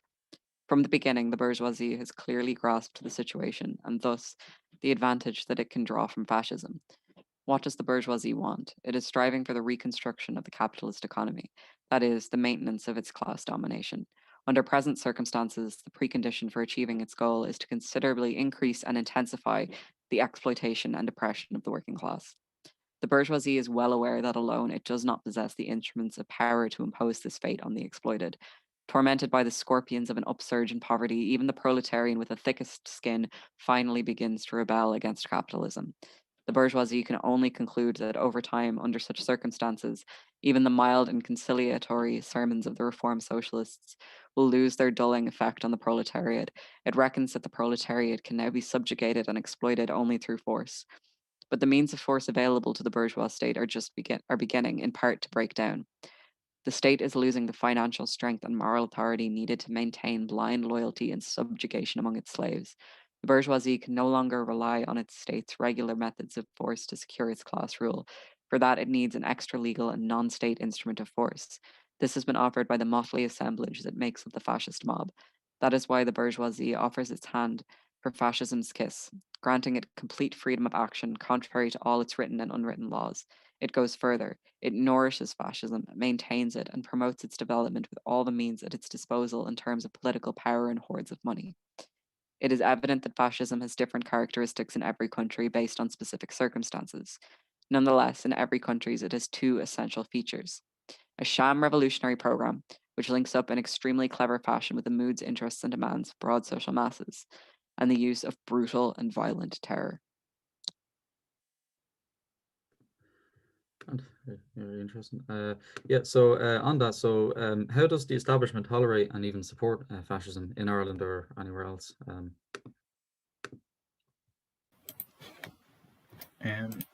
Well, like, I wouldn't say they support fascism just yet in Ireland. I say it usually the support of fascism is inevitable with the rise of the communist politic. That is the ultimate form of the ultimate weapon of capitalism. But I think even to like go to a non kind of like I like how it she talks about the extra parliamentary action is used to a way to suppress working people. Even if you look at a non like fascist country, like a country where the USSR, like, well, not the USSR, Russia, Tsarist Russia before it was the USSR, it like that was they began to use like extra parliamentary actions to crush the workers. Like that's why the 1905 revolution failed. It was ultimately failed because the army and the Cossacks and all the other militias that supported the Tsar crushed the workers' movements all around the Russian Empire, and that's just like when it comes down to it, that regardless of the harping on about peace that these liberals might want to say, is that if their money is at risk, they're gonna pay some fella to take up a gun and shoot you. I think as well it ties into what Luke was saying earlier on about the US like directly like through the CIA from like fascist opposition to communist movements worldwide. Like that's especially where it's just so blatant. You know? Or even if you look at like in like every country, like the police, in general, like the Gardaí here, them as an organized force being able to have so much power and inject so much force is kind of a problem, and you can see kind of remnants of the kind of ideas of like a powerful organization that like fascism would bring to the table in institutions like the Gardaí here in Ireland. Yeah, the Gardaí, even looking back on the 1st May when we were went to International Workers' Day, on the very same day anti-maskers were in Galway, completely unchallenged, and all of us had our names and addresses taken. or those who were there. Yeah, it was. It's clearly biased, or even just media exposure. Like Primetime often has. Well, it had Justin Barrett on. It had John McGuirk on recently. They always, even though people mightn't agree with far right rhetoric, it's the national broadcaster does a good job in making sure people know what it is. When do you ever see someone from a CPI or Connolly or Youth Movement or any kind of left wing on television? Really, years ago, you used to have Joe Costello and she's in the MEP now. What's her name? Claire Daly and stuff. Like they would be on Vincent Brown, but like now you'd be lucky to get Paul Murphy or left wing representation in national media is a lot less than say the far right. Yeah, definitely. Also, not to forget the Fine Gael, their history with supporting fucking Luke the blue shirts. Todd, you want to take it on then? You telling us to move along? Is that what's happening? I am, yeah. Yeah, grand. Just one comment before I do. There's loads of stickers up in town that are like, Fine Gael doesn't want you to Google Owen Murphy, which is hilarious. Just want to shout out whoever's been putting those up. Legend. Okay, so this section is fascism's rise in Italy. The classic example of fascism's development and character today is Italy. Here, fascism found its breeding ground in the disintegration and weakness of the economy. This might not seem to apply given that Italy was among the victorious powers. Nonetheless, the war had a devastating impact on Italy's economy. The bourgeoisie returned from the war victorious but mortally wounded. The country's economic structure and development was decisive here. Only in northern Italy had a modern industrial capitalism emerged. In central and especially southern Italy, agrarian capital still reigned, to some extent still under feudal conditions, allied with a finance capitalism that had not yet scaled the heights of modern development and importance. Both were imperialist in orientation, both were hostile to the war, both gained little or nothing from the slaughter of millions. The non-capitalist peasantry suffered under them fearfully, and with it the urban petty bourgeoisie and proletariat. True, the artificially nourished heavy industries of northern Italy stashed away fabulous profits. Nonetheless, this industry lacked deep roots. Italy has neither coal nor iron, and its blooms soon faded. All the evil effects of the war rained down on Italy's economy and governmental finances. A dreadful crisis unfolded. Industry, handicrafts, and trade ground to a halt. One bankruptcy followed another. The Banca di Sconto and the Ansaldo Company, both creations of imperialism and war, collapsed. The war left behind hundreds of thousands searching for work and food, hundreds of thousands of cripples, widows, and orphans needing nourishment. The crisis augmented the army of those returning home in search of work and positions with crowds of laid off working people, both men and women, both labourers and clerks. A massive wave of misery flooded through Italy, reaching its high point between the summer of 1920 and the spring of 1921. The industrial bourgeoisie of northern Italy, which had agitated so unscrupulously for war, was incapable of restoring the ruined economy. It did not have the political power to mobilize the state for its goals. It had lost control of the government, which fell back into the hands of the agrarian financial capitalists under Giolitti's leadership. Even if that had not happened, the state, creaking in every joint, would not have possessed the means and opportunities to cope with the crisis and misery. Thanks to this situation and in pace with its evolution, Italian fascism was able to spread up. The predestined leader awaited in the person of Mussolini. In the autumn of 1914, Mussolini had been pacifist socialism's renegade. With the slogan of war or republic, he had become the most fanatical of warmongers. In a daily paper founded with money from the Intente, Il Popolo d'Italia, he promised the masses of producers heaven on earth as the fruit of the war. Together with the industrial bourgeoisie, he waded through the bloodbath of war. Together with them, he wanted to reshape Italy into a modern capitalist state. Mussolini had to woo the masses in order to be able to intervene as an active force in a situation that refuted all his prophecies and went counter to his goals. In 1919, he formed the first Fascio di Combattenti, or League of Frontline Soldiers, in Milan, with the goal of assuring the survival and flourishing of the nation by securing the revolutionary fruits of the Revolutionary War for the heroes of the trenches and the working people. Fascist groups were formed in a number of cities. The new movement engaged from the start in a bitter struggle against the revolutionary workers' organizations, because these, Mussolini asserted, had divided and weakened the nation by putting forward a perspective of class struggle.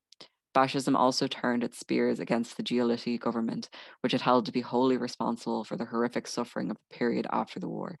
Fascism developed very slowly and weakly at first.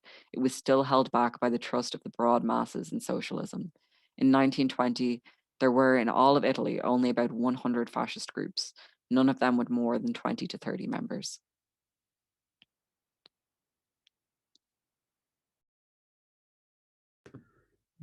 Okay, good. Yeah, so question on that is, so fascism's rise in Italy, in the face of ever more assertive and united working class, the ruling class turn a blind eye to the rise of fascism. Where do we see this in the world today? Where reaction to working class gaining concessions? Well, like it's not really around anymore, but like Pinochet, that was a pretty big one in Brazil the last even few years. recently. Oh yeah, Brazil as well. Yeah, actually, that's true. Yeah. Before like Lula, he wasn't a communist or anything like that, but he was a social democrat, I guess you could call him, part of the Or even pink just looking wave. at Bernie Sanders, yes, Bernie Sanders would be the same. He was only looking for a few more sick days, a bit of healthcare, and some education, and even that was just so explosive it caused this massive right-wing reaction. And same with Lula, yeah, it was welfare capitalism basically, and even that was enough to provoke such a reaction. Yeah. Anyone else? Even like recently I watched like Mary Lou from like Sinn Féin got interviewed, and I was watching it, and even that, like the interview in that felt so reactionary, and like Sinn Féin is by no means very left wing, but like every 2 seconds talking about, you know, Sinn Féin taxing the rich, or, you know, the IRA, like like constantly bringing up these things, and like that's another kind of reactionary example to things that aren't even like left-wing politics. They're just like, they kind of seem like kind of pathetic in the sense that like, oh, these things should really just like be in place, like even under a capitalist society, but even they can permit such a huge reactionary response. I thought it was interesting. I know you kind of touched it before, but in the text that she said that Mussolini like claimed that a class analysis was trying to divide the nation,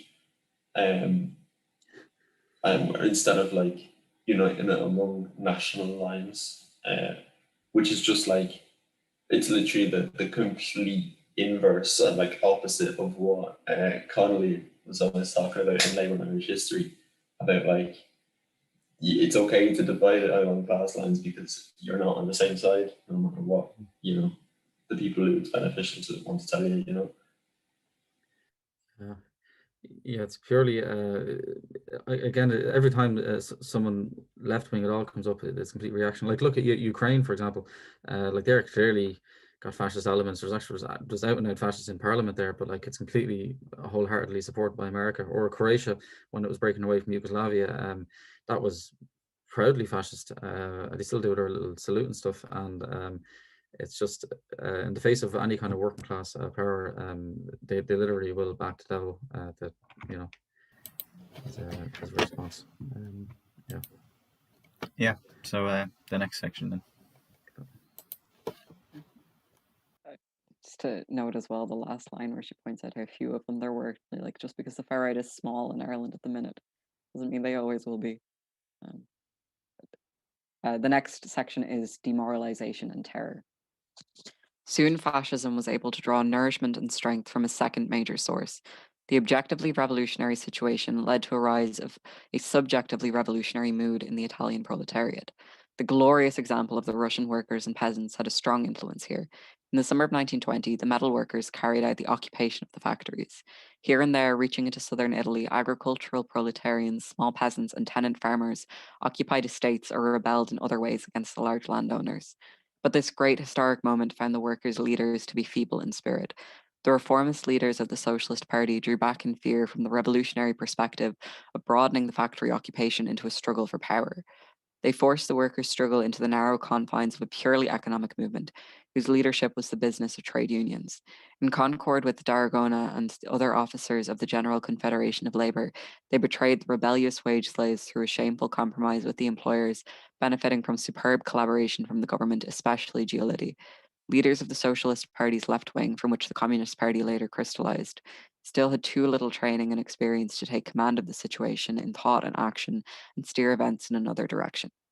Moreover, the proletarian masses proved unable to go beyond their leaders and drive them forward in the direction of revolution. The occupation of the factories ended in a severe defeat of the proletariat, causing discouragement, doubt, and timidity in its ranks. Thousands of workers turned their backs on the party and the trade unions.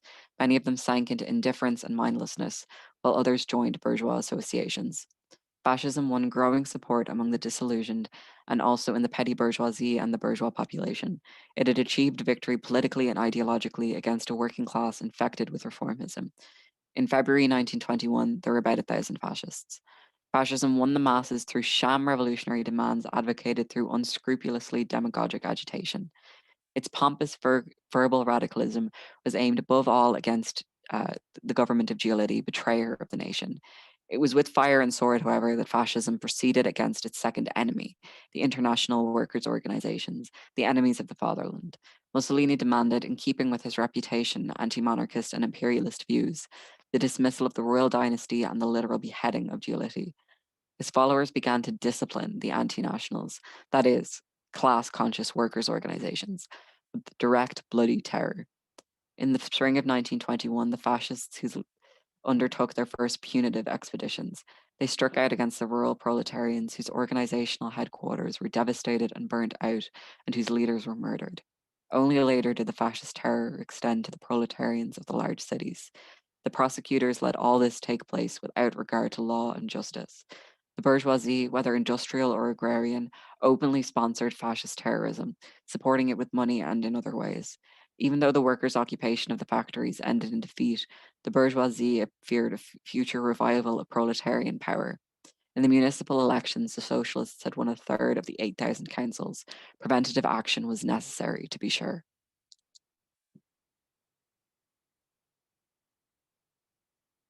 I think Luke was saying just the next section is quite short. Yeah, we we could could just continue on reading to the next section because it is quite short. No bother, no bother. So the next section is fascist electoral gains. The government then had caused an opportunity to forcibly strike down fascism, which was moving in on it threateningly. But in the prevailing situation, that would have caused a strengthening of the workers' movement. Better the fascists than the socialists and revolutionaries, Giolitti thought. The sly old fox dissolved parliament and decreed new elections in May 1921. He created an alliance for order of all the bourgeois parties and brought into it the fascist organizations. During the electoral campaign, fascism engaged in boisterous Republican appeals. This anti-monarchical and anti-dynastic agitation fell silent now that the agrarian party leaders and masses were joining it. The fascist gains in the election were largely due to this support, as well as the extension and growing strength of the fasci, which in May 1921 had 2,000 groups. Mussolini was indisputably exposing himself and his cause to the risk inherent in flooding the fascist movement with agrarian forces. He recognized that by halting sham revolutionary anti-monarchical agitation, he was giving up a strong incentive for the masses to join the fascists. When the electoral battle was over, Mussolini wanted to go back to his slogans of 1919. In an interview with a reporter from Journal d'Italia, which represents the heavy interest of heavy industry, he stated that the elected fascists would not take part in the opening of parliament because it was impossible for them to shout, "Long live the king," after the speech from the throne. This announcement had the effect of showing the strength of the agrarian wing in fascism. Some deputies elected with the support of the fascist groups quit to join the monarchists and nationalists. A meeting was called of the fascist deputies together with regional delegates of the fasci in order to settle the dispute. Mussolini and his proposal were defeated. He reined in his republicanism with the explanation that he did not want to split fascism over the question.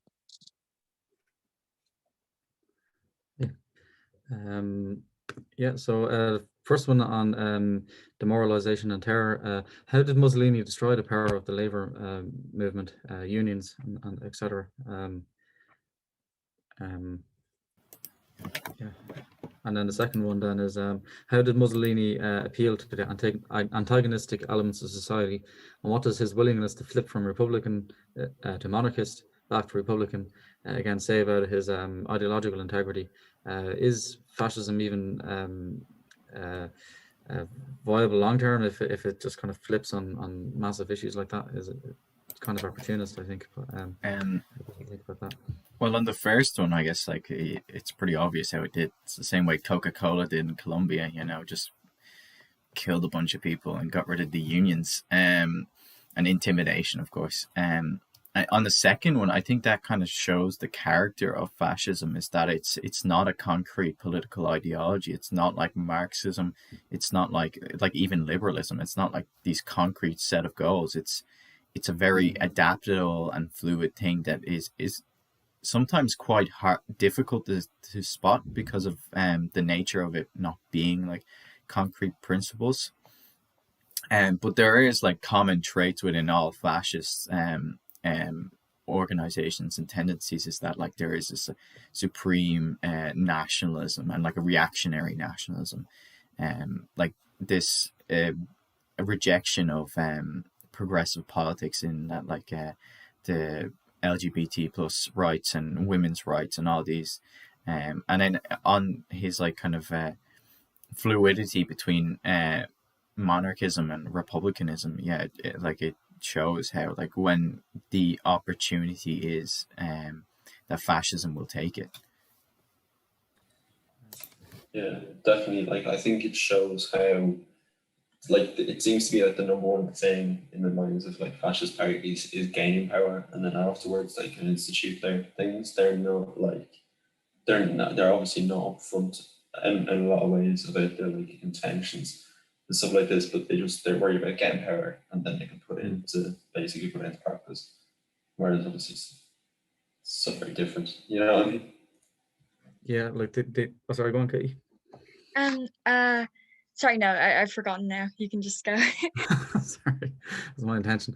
Yeah, no, but even if you look at in America, for example, the Republican Party, I think they know they can't get an economic argument through, so that's the last thing they talk about. They're constantly like, they know they're going to get the capitalist class to vote for them, so they split off the working class by abortion, LGBT rights, or gun rights, or they kind of schism off parts of the left-wing people who they'll never win on an economic argument. And when you talk to even the National Party, well, I never have, but when you see the sloganeering and stuff of the National Party, like, what is their economic thing? Like all they're talking about is immigrants, gay people, national symbolism and stuff like that, like with the Bridget Cross swastika that they have. Like it's all aesthetics, really. They don't. Yeah, they see it's very in the moment kind of. Yeah, it's not really ideological. There's no big Marxist theory things. It's very populist. Yeah, that kind of fits in that, like, fascists don't really like debate amongst themselves. Like, they don't really argue with each other necessarily, because what is there to argue about? Like, the ideology of fascism doesn't have much, theoretical basis, or any theoretical basis, or any like analysis. It's a pure reaction, which kind of fares well for them, because they can all just come under whatever idea is the best like reaction in which to get power, and because there's no like structure to kind of what they're actually believing, like there's so much contradiction in what they're saying, like it's all kind of bullshit in a way, that kind of it makes it easier for them to really take hold and really seem like they know what they're talking about, just because they have no kind of like they don't debate their ideas, like they just kind of put it forward in a powerful way, and that makes people fall into it a lot easier. Yeah, that kind of Brexit's a great example of that. It was a take back control, get Brexit done. They had all these 3-word slogans. It was always a 3-word slogan, as if they had a 3-word manifesto, and that was it. The whole thing was all on these little simple oversimplification of really complicated issues. That was a very good discussion there. I think we should all take just a 5-minute break there, and we'll be back in a minute. Also, before we go, I will plug the GoFundMe again. I have it pinned. Would greatly appreciate if you donate. It's for a great cause, for Inner City Helping Homeless, to purchase insulated sleeping pods for the homeless. So would greatly appreciate if you could just share it around, donate like as much as you want. Thanks. currently sitting at €670. Shout out to whoever donated €7 to make it like a multiple of 10 again. Makes me very happy. But almost 70% of the way there, which is incredible. Thank you, everyone.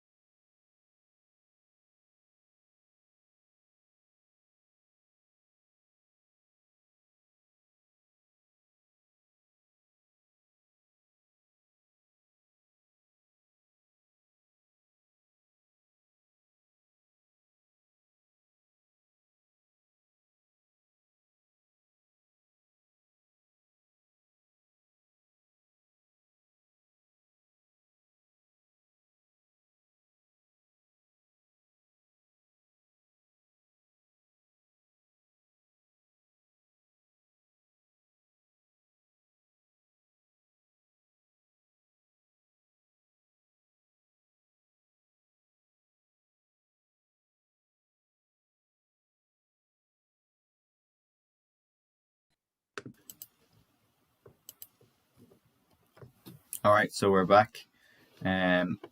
Just gonna plug the GoFundMe again.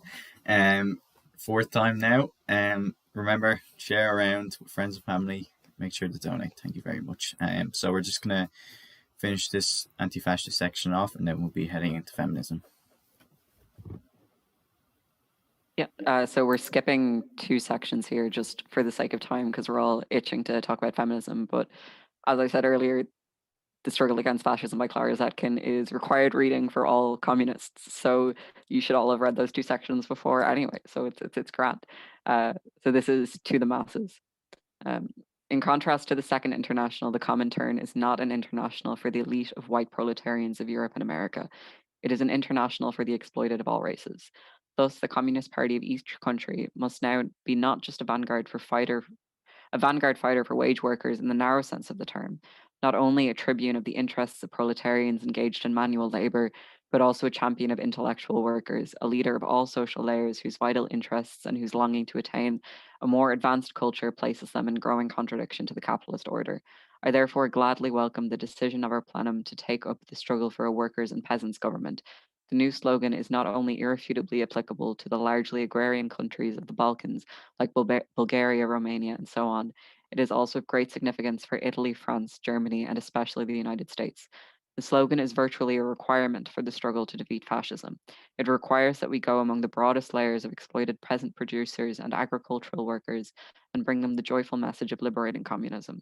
The task is to show all social layers in which fascism is recruiting a mass following that we communists defend their interests through intense activity against bourgeois class rule.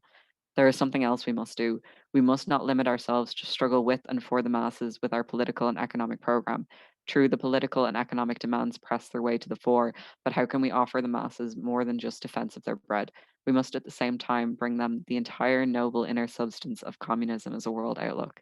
If that is done, our movement will sink roots in all social layers, especially among the bourgeois intellectuals, whom recent historical developments have rendered insecure in their thinking and their striving, who have lost their old world outlook without being able to find a new one in the turmoil of these times. Let us ensure that these seekers do not go astray. In the spirit of this line, I thought I say to the masses, but let me underline a precondition for success. We must not forget the words of Goethe. Gretner Quark Weird Brechtnik Stark. I'm just gonna jump to the translation. I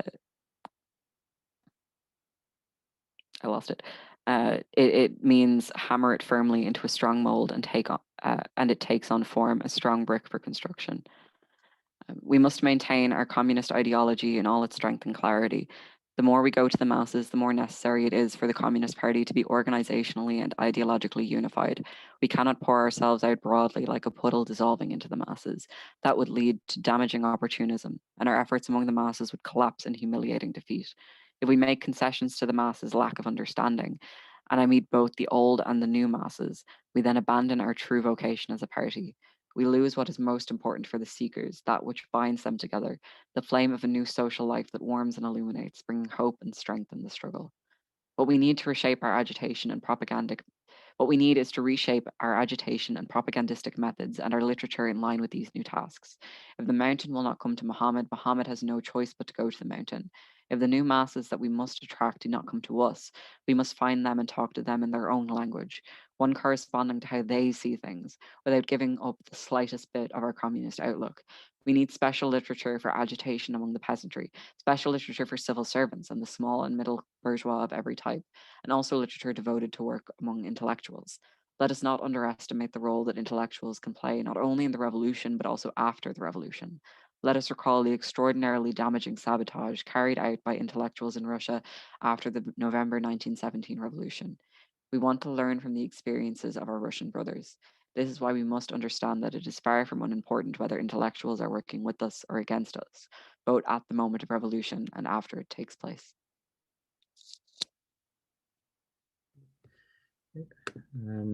So on to the masses. So while adapting your language to the masses for all strata of society, why is it important to maintain democratic centralism and unity within our movement? Personally, I'd say that it's really important because, like, as socialists and say in a party, like, we have our principles and we know what they are. So it's important that we have a very coherent outlook and like, you know, kind of set of principles that we can always refer back to and that we all hold, so that people, when they kind of talk to us or kind of research us and all this kind of stuff, that they know we're united, kind of thing, that is like strong in our beliefs and principles and stuff like that, you know? I kind of rambling, but it makes sense.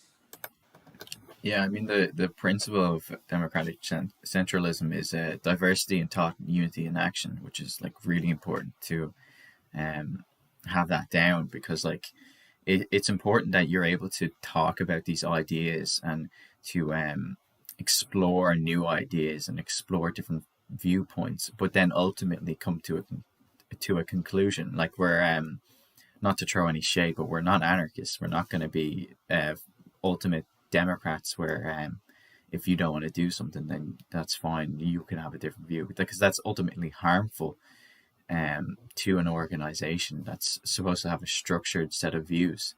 But we're not overly centralist. We're not like the fascists where you cannot argue these ideas. You cannot change these ideas. Like we're right in the middle, the synthesis of the two, and I guess that gives it the advantage of having democratic centralism, is that you can be nuanced, but then act coherently and in a kind of strong manner.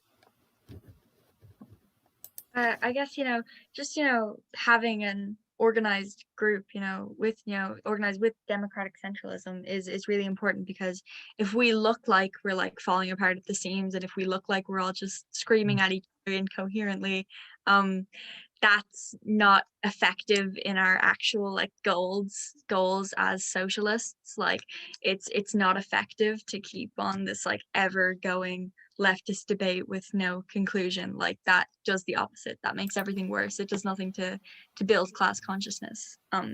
So we need to stick, we need to like stick together as a group, but also be very, very open. Just stuff. People shouldn't just be shouting at each other aimlessly, getting to know actual valuable end from the discussion. Yeah, definitely. Like whatever message we send out, it needs to be with conviction and thought out, and not like, oh well, maybe we'll do this on the next week, we'll do that. Yeah, completely. We have to look like we know what we're talking about. I think it's also important to recognize that the bourgeois is extremely organized and extremely structured, and that you cannot have a proper working class opposition that's unorganized to defeat capital. That wouldn't work. Yeah. On a kind of broader note than looking at party structures, so a little bit away from the question, but I promise it's a good point. Just in terms of like bringing it to the masses and adapting it for different layers of society, I'm personally quite concerned with the way that sort of idea has been taken up by some elements of the like chronically online left, where they're trying to appeal to disaffected white men by acting like 4chan users. And like slurs and all, and like I'm sure if you sat down and talked to them, they'd be all for racial liberation and LGBTQ liberation and whatnot, but they don't act like it. That doesn't come into their rhetoric, and they just end up recreating these like secondary systems of oppression that prop up capitalism, homophobia, racism, and so on, and misogyny of course would be the biggest one. So I think like democratic centralism can play a role there, where it's like carefully managed that when you're adapting to different audiences, you're not letting your language betray your principles. Like I really like what you said about the kind of like chronically online left, of like the most kind of useless ideas come from that. Especially I see it in that a lot of people seem to get introduced to the left, and they think the solution to whatever kind of like infighting within the left about like what the right ideology is or whatever, that like the way to combat that is for like no one to read theory, or to like make, because that's the only way for things to be like truly accessible or whatever. Like you see so much rhetoric like this, which is ridiculous, because there is a problem with like the stereotype of like communists and their little book clubs, which is like ridiculous. But the way to combat that isn't to ignore theory or ignore any actual discussion, because it's really harmful to fall into the ideology that's like, just because something isn't immediately true or like immediately like obvious, that doesn't mean it's like not that doesn't mean it's useless, that doesn't mean it's ineffective, that doesn't mean it's bad. Like most ideas that are useful are actually complex, so it's about presenting them in a manner where it comes across like not like really difficult, but it's not like completely disregarding any kind of theoretical basis or Marxist analysis. Yeah, it definitely does a lot more harm. There's one person I'm thinking from the terminally online left, and he's always saying tweeting things should be free, and that's just all he does. He just says everything should be free, and yes, everything should be free, but you need to have the context of how it's not actually free. People are going to like work and make it possible materially to do these things, but it just gives us a bad name, because it makes it look like people don't want to. Yeah. Anyway, I could go on forever. I better not. But yeah, moving on. Yeah. Next, I guess. And we'll move on to the next one. Yeah. delete your Twitter account. I keep making it again and deleting it, and yeah, anyway, I'll delete it again. The next section, sorry, that wasn't directed as you as an individual, just a general principle. The next section is workers' self-defense and the United Front. Thus, the struggle against fascism imposes on us a rich array of new tasks. Every single section of the Communist International has the duty of taking up these tasks and carrying them out in a manner corresponding to the specific conditions in their country. And we must be aware that overcoming fascism ideologically and politically is not in itself sufficient to protect the struggling proletariat from the malice and violence of this enemy. At present, the proletariat has urgent need for self-defense against fascism, and this self-protection against fascist terror must not be neglected for a single moment. At stake is the proletarians' personal safety and very existence. At stake is the survival of their organizations. Proletarian self-defense is the need of the hour. We must not combat fascism in the way of the reformists in Italy, who beseech them to leave me alone and then I'll leave you alone. On the contrary, meet violence with violence, but not violence in the form of individual terror, that will surely fail, but rather violence as the power of the revolutionary organized proletarian class struggle. We have already made a start here in Germany toward the organized self-protection of the working class against fascism by forming the factory detachments. These self-defense units need to be expanded and imitated in other countries as a basis for international success against fascism. But proletarian struggle and self-defense against fascism requires a proletarian united front. Fascism does not ask if the worker in the factory has a soul painted in the white and blue colors of Bavaria, or is inspired by the black, red, and gold colors of the bourgeois republic, or by the red banner with a hammer and sickle. It does not ask whether the worker wants to restore the Wittelsbach dynasty of Bavaria, is an enthusiastic fan of Ebert, or would prefer to see our friend Brandler as president of the German Soviet Republic.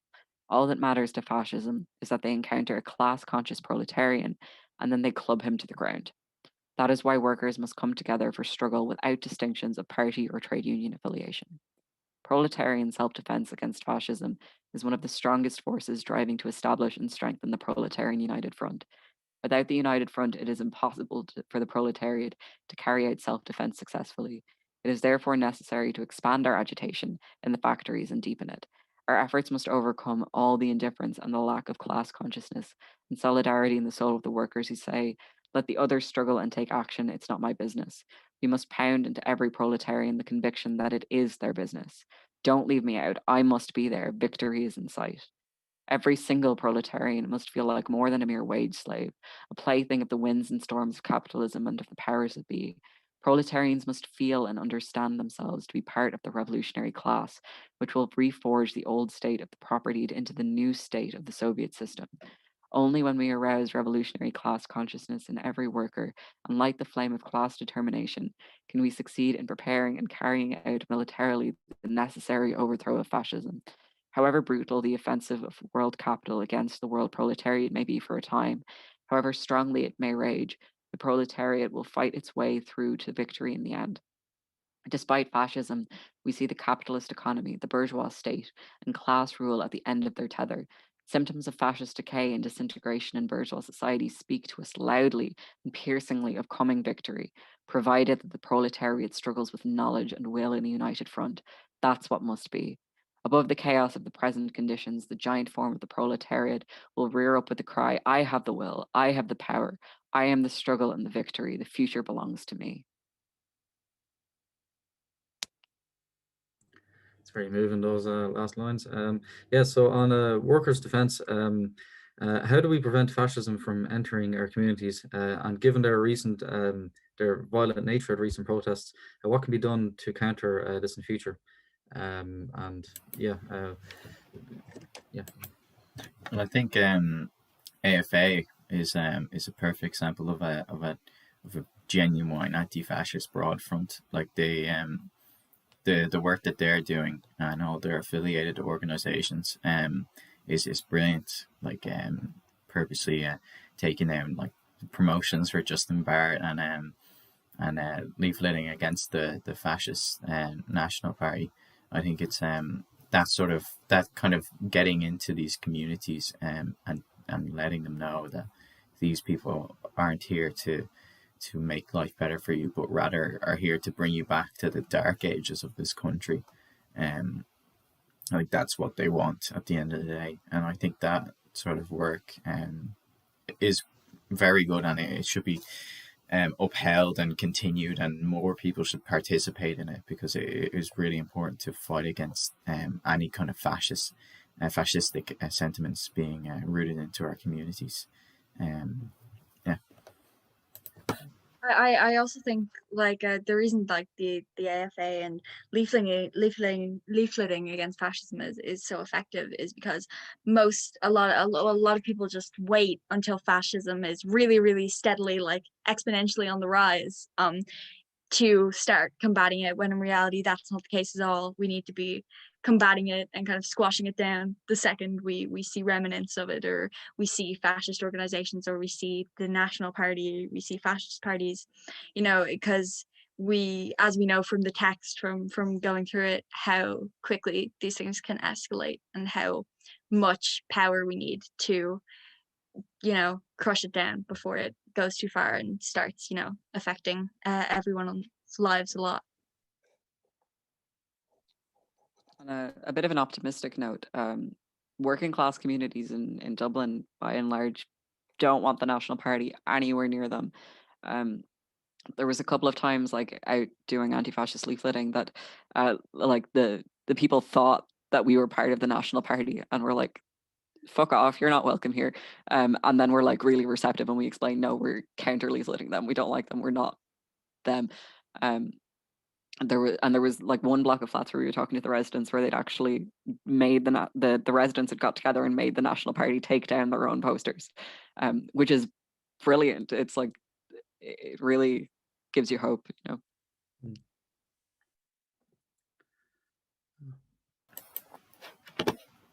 Definitely, I think that work is brilliant, and it is, to be honest, fascism has no place in Irish society. We're colonized peoples. Like, this would not benefit us in any way. It doesn't benefit even colonizers. Fascism as an ideology is not beneficial to anyone. It only benefits the 1%, the bourgeois, the big owners, because it protects their properties. It's just making that known, because they'll do everything in their power to hide that about themselves. They're well financed as well. They seem to get American money. I don't know who finances them, but they definitely have a lot of money. So I think we'll wrap up the anti-fascist section there. I think that was a very fruitful discussion, quite a long one as well, but a really good one, and that's a brilliant text. I would recommend to everyone watching this to check that text out and read it. As Todd said, it is key for communists to read that text. So I think we'll move on to feminism. And just before I do that, once again, promoting the GoFundMe. The only reason why we're doing this live stream, we're not doing it just for fun, and we're not career streamers. We're doing it for charity. So please go donate to it and share it around. It is doing quite well, actually, which is brilliant. And I'd like to say thank you to everyone who has shared it and has donated. That's brilliant of you, and we really greatly appreciate it a lot. So I think we'll move on to feminism. We got an interesting text coming up. So Katie, do you want to take it? Yeah, of course. So we're looking at the labor of women in the evolution of the economy by Alexandra Kollontai. This was written in it was first published in 1921. It was a pamphlet. And yeah, I'll just get into it now. In its search for new forms of economy and of living which meet the interests of the proletariat, the Soviet Republic has inevitably committed a number of mistakes and has a number of times had to alter and correct its line. But in the sphere of social upbringing and the protection of motherhood, the Labour Republic from the first months of its existence has marked out the right direction for developments to take. In this sphere, a deep and fundamental revolution in morals and attitudes is being achieved. In this country, where private property has been abolished and where politics is dictated by the desire to raise the level of the general economy, we can now deal in our stride with problems that were insoluble under the bourgeois system.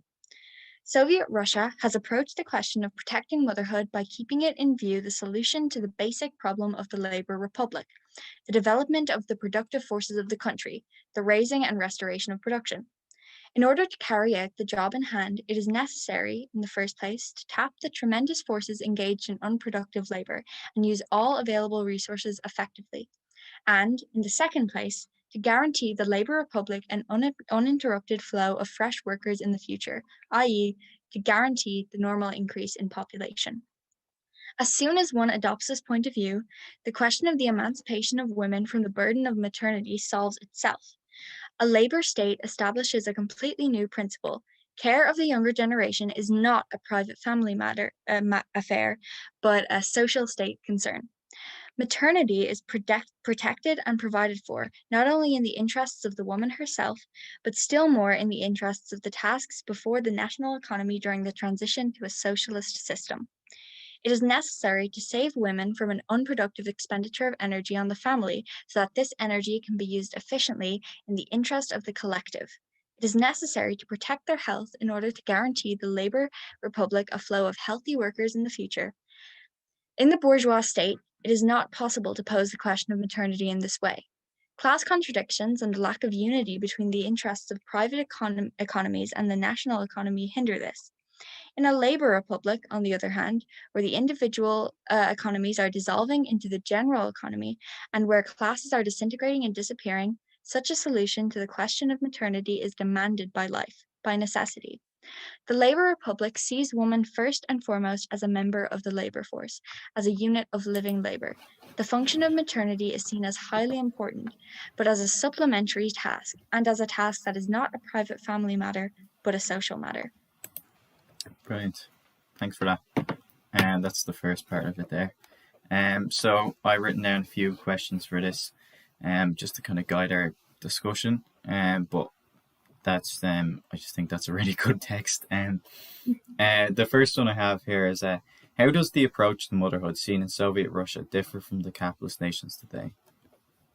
I mean, well, the huge thing is that it's not seen as something that's a private family matter. It's not seen as something that, you know, a woman does at home. It's seen as something that the, you know, the class, or not the class, but the everyone as a collective is, you know, trying to help with and to assist. They're trying to assist in the raising of, you know, the children of, you know, the country. It's not a burden or a responsibility solely on the shoulders of women who also have work to get to and also want to contribute to, you know, a socialist society. In, you know, with like productive labor, like she talks a lot about in the text about productive labor. And you know, it's just about removing the burden from her and making it into something that everyone contributes to and everybody helps with.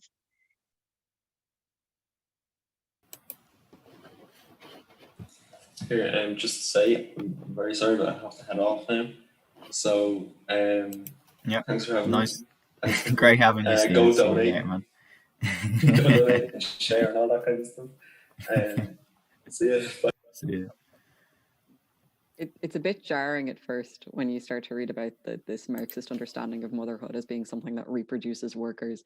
Like, it sounds very like dehumanizing, clinical at first, but as you get used to it, like it just is like an honest analysis of what families do. They like maintain the workers that keep society moving, and we have a tendency to view workers as like inherently oppressed because we're like living in capitalism, but it doesn't have to be. Like, work is necessary and it doesn't have to be shit. Yeah, sorry, no, you can go. Yeah, no, just thinking that with the idea of creches, like a lot of people pay like €1,000 a month to have a child in a creche, which effectively means that a woman in Ireland, if they want to go work, it's like they have €1,000 pay deduction every month because they have to leave a child in a creche. Whereas in a socialist country, it'll be provided by the state, and wages are equal. You know, it's there's not this handicap on placed on women that you see in the West. I think the GDR as well, actually, women in the workplace dropped dramatically with the reunification of Germany. So, like, it is, yeah, it's a lot more equal. Yeah.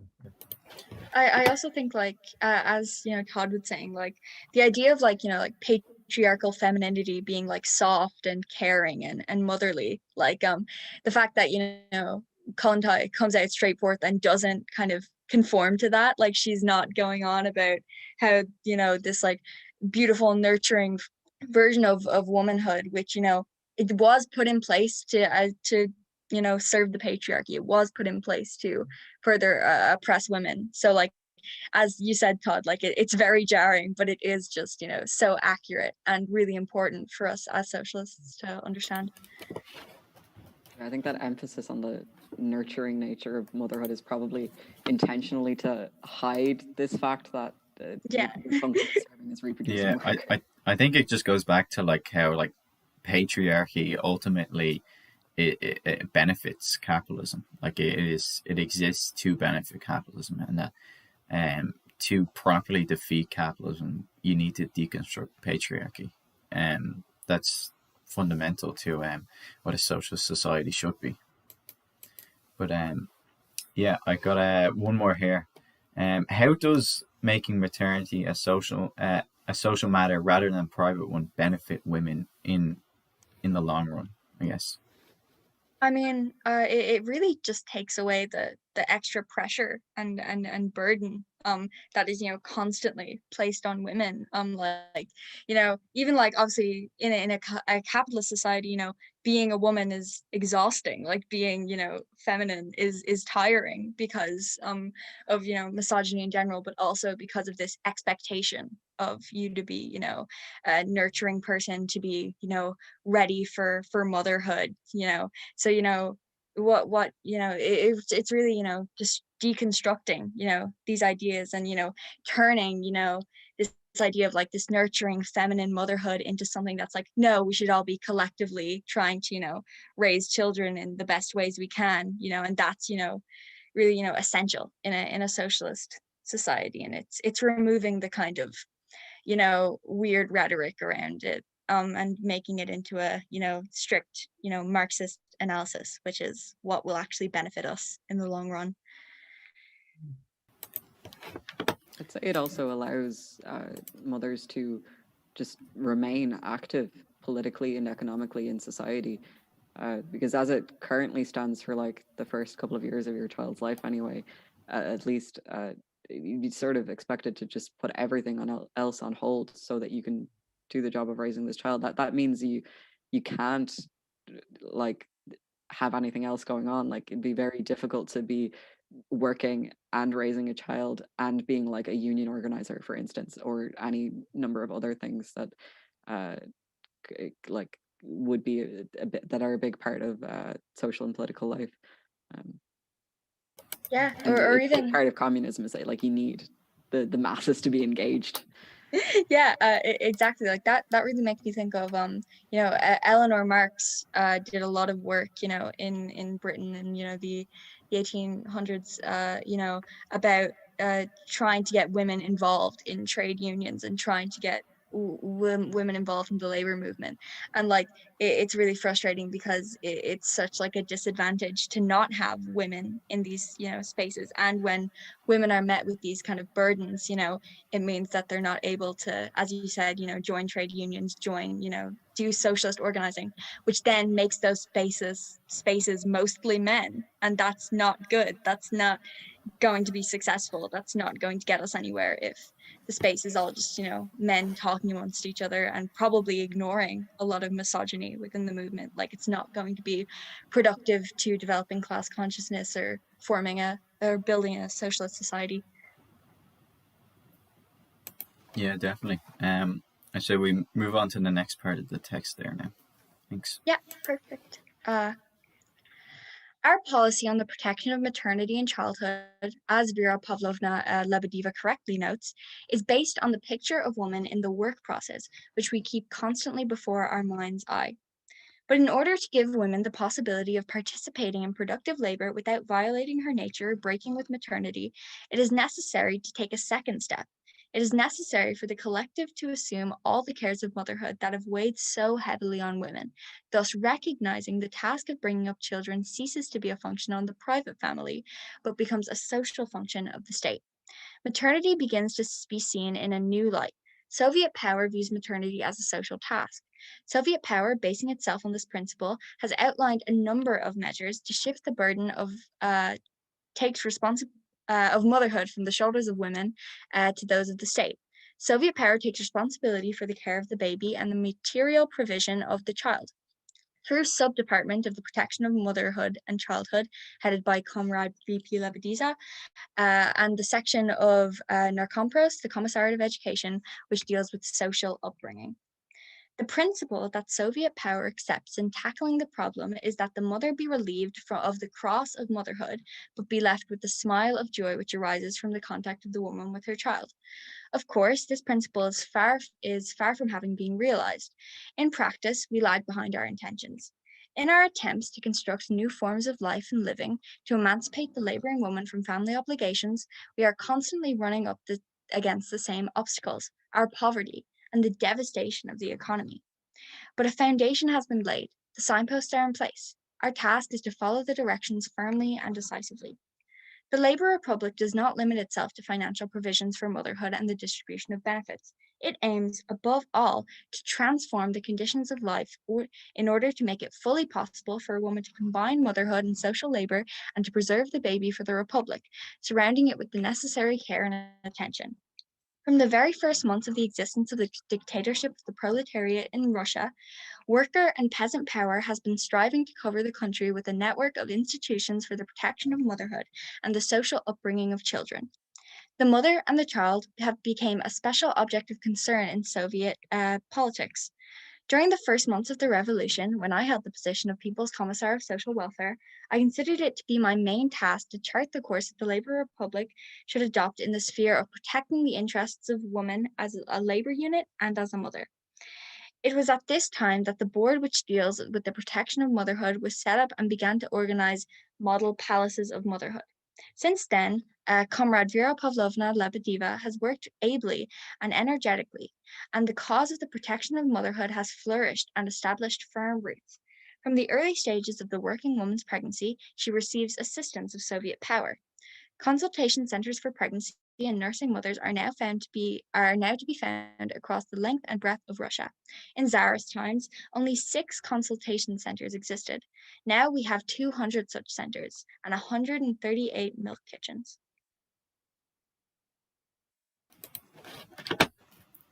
Brilliant.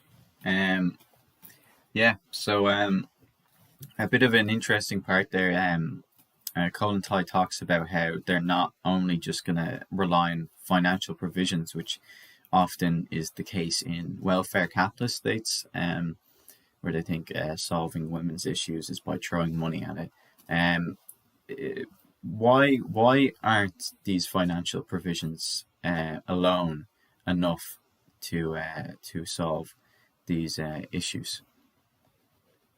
I guess because even with financial provisions, like the burden of motherhood and like especially like the physical burden motherhood takes on women or like pregnancy that still exists, and you can't like throw money at like a pregnant woman and expect her to be able to solve all the problems. Like it's about giving women the same active care as you give as you should be giving anyone else, giving women the same healthcare, the same access to services that will actually like help them through the trying time of like pregnancy and the first stages of motherhood, because those are just a huge burden that so many women go through, and it's about recognizing it as a real problem rather than pushing it to the side and throwing money at the wall and saying, oh, this will help, when it won't. There needs to be actual care and accessibility involved. Yeah, 100%. I mean, a kind of a similar situation was the 2011 coalition government with Labour and Fine Gael. They increased like disability benefits, but slashed disability services completely. And like, if you have more money, it doesn't make a blind bit of difference if like the things you need aren't in your area. Like having the money to pay a childminder or to send your kid to a creche doesn't matter if there's like none near where you work or none near where you live. I know that's a bit of an absurd example, but you get what I'm saying. Yeah, no, you're completely right. Like I see everything, you're saying. Like it's just so important that, like, as not as it's not as if capitalism will tell you that like money will solve these problems, just gaining more wealth will, but no, it's actual accessibility measures, because money doesn't take away the physical feeling of being pregnant or the physical feeling of giving birth. Or I the think it's need of the physical child. yeah.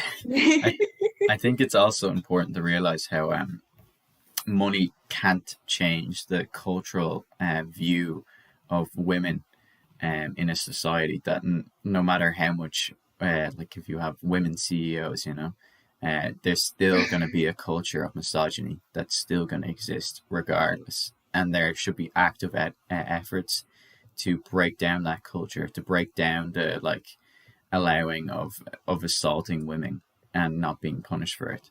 Like that culture needs to gone. That misogynistic culture needs to be gotten rid of, and it can't be gotten rid of if you're just increasing benefits to women. Yeah, and I think a lot of kind of socialists, or specifically male socialists, will incorrectly presume that like there's no need for combating misogyny or racism, because it's all together under like the working class, when like that's really not the case at all. Like even when a socialist society is established, or if we got like a 32 county socialist republic, we would still have to be actively combating misogyny, because that rhetoric doesn't go away with a qualitative change. Like the change is what makes it possible to get rid of those problems. It's not the solution in general, and that's why it's really important to read texts like this and analyze them and think, what can we do to actually assist women and AFAB people in general with their problems. Yeah, I another one here I have. Do you think it's a good strategy in setting up these specific positions within like government to deal with things like maternity? Would that be an effective strategy in approaching these issues on a national scale? I mean, yeah, like it seems obviously under a socialist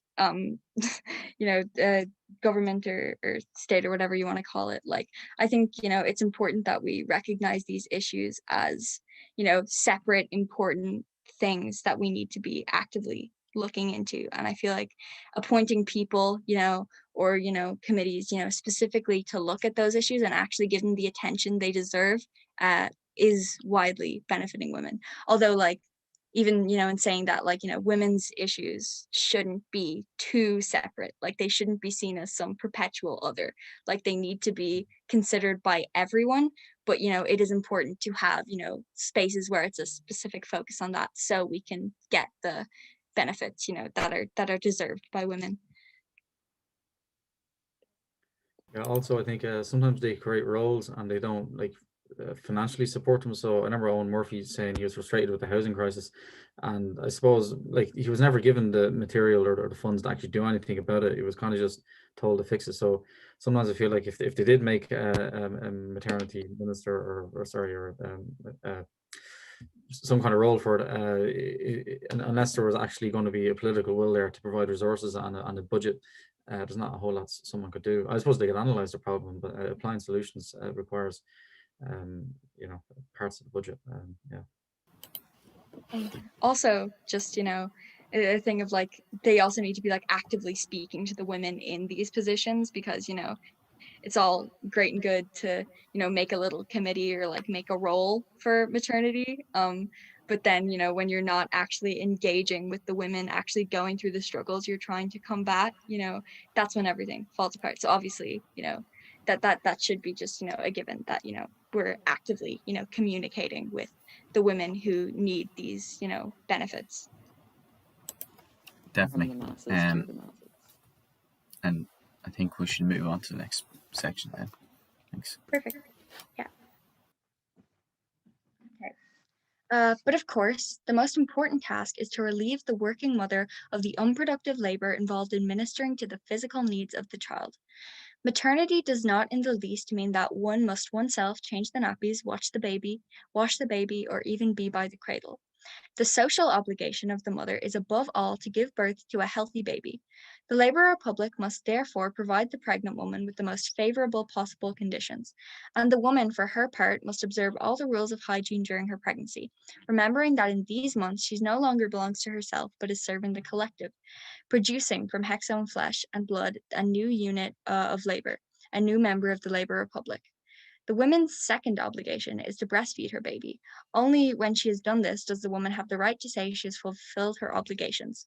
The other tasks involved in caring for the younger generation can be carried out by the collective. Of course, the maternal instinct is strong, and there is no need to stifle it.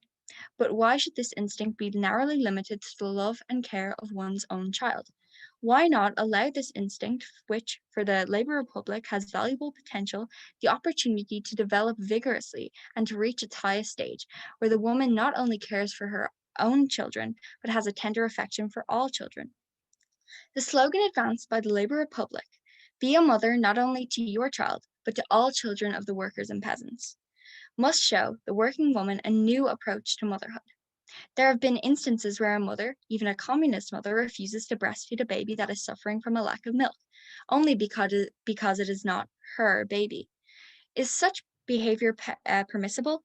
Future society, with its communist emotion and understanding, will be amazed at such egotistical and antisocial acts, as we are when we read of the women in prehistoric society who loved her own child but found the appetite to eat a child of another tribe. Or, to take another case, examples of which abound. A mother deprives her baby of milk in order to save herself the bother of caring for it. And can we allow the number of foundlings in Soviet Russia to continue growing at the present rate? These problems, it is true, derive from the fact that the question of motherhood is being tackled but has not yet been completely solved. In this difficult transition period, there are hundreds of thousands of women who are exhausted by the dual burden of hired labor and maternity.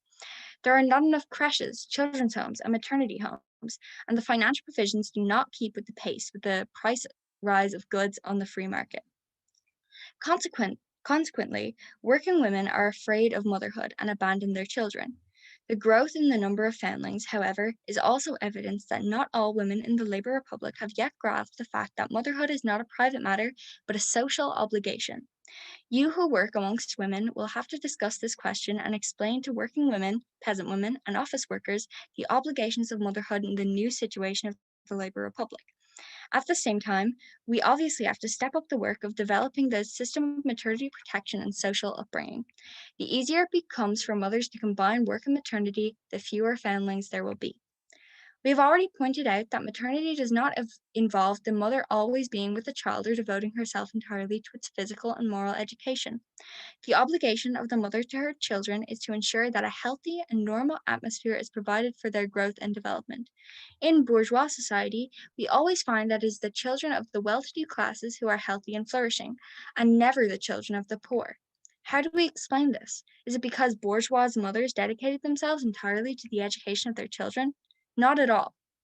Bourgeois mamas were very willing to place their children in the care of hired laborers, nannies, and governesses. Only in poor families do mothers themselves bear all the hardships of maternity. The children are with their mothers, but they die like flies. There can be no question of a normal upbringing. The mother does not have that time, and so the children are educated on the street. Every mother of the bourgeois class hurries to shift at least a part of childcare onto society. She sends the child to a kindergarten, to a school, or to a summer camp. The sensible mother knows that social education gives the child something that the most exclusive maternal love cannot. In the prosperous circles of bourgeois society, where great significance is attached to giving the children a proper education in the bourgeois spirit, parents give their children into the care of trained nannies, doctors, and pedagogues. Hired personnel take over the role of mother in supervising the physical care and moral education of the child, and the mother is left with the one natural and inalienable right to give birth to the child.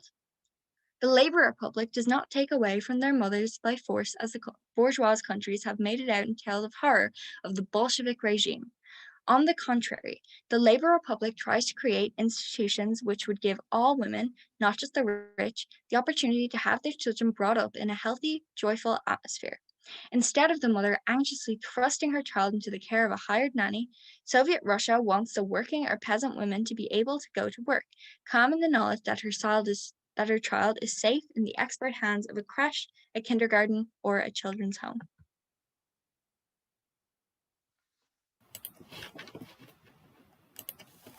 Thanks for that.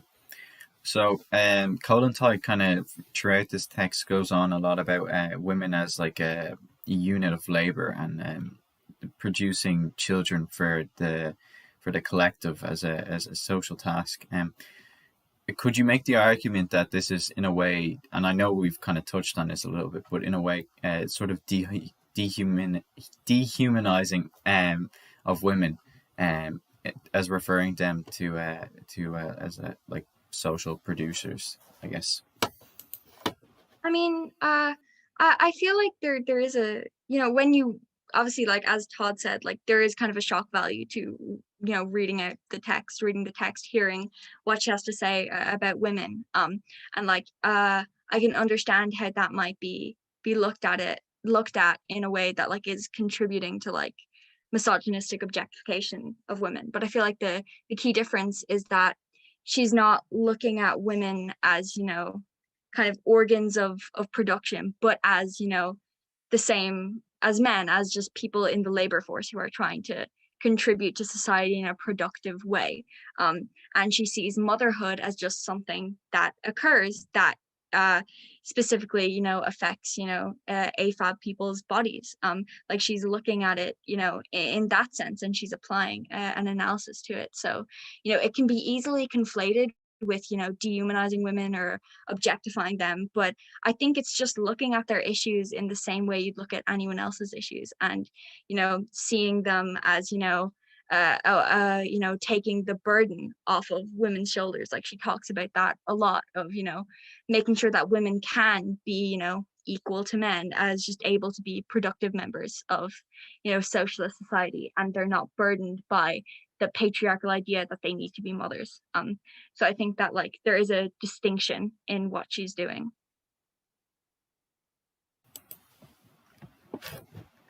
It's an interesting one, because when you put it like you have a responsibility to the collective to have a healthy baby, like that, it doesn't sound great out of context. And maybe there's a better way to phrase it. Somebody in the chat was saying that it could be like partially just due to the translation that it sounds so odd to us.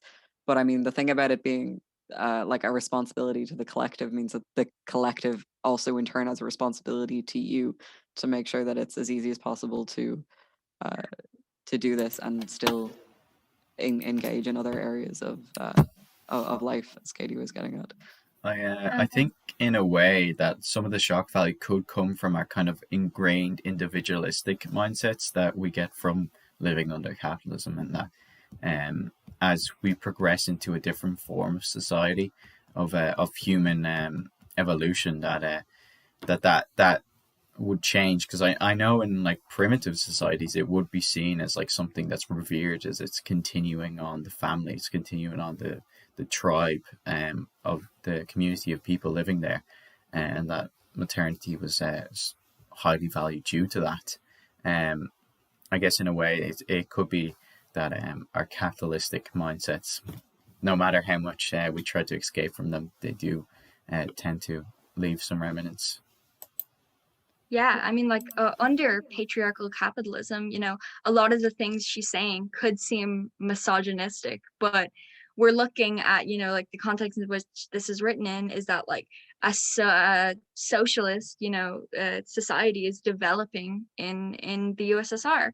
And like I think that's the way she's looking at it. She's looking at motherhood from a completely new lens, in a way that is separate from the patriarchy, is separate from the capitalist view of women, of the like commodification of women's bodies, because it's just very different. And when I first read the text, I had to read it another time because I was like, what is like it can just be so easily conflated. But I just do think everything she's saying is is so important, and for us to be able to get through this text and kind of, I don't know, like stomach it, even like with our own like mindset, to do with maternity, to be able to get past that stigma and look at the text from a analytical perspective. Yeah, I just have another one here. Do you think Colin Tighe's view of that the collective can love each other's children just as their own is realistic and desirable?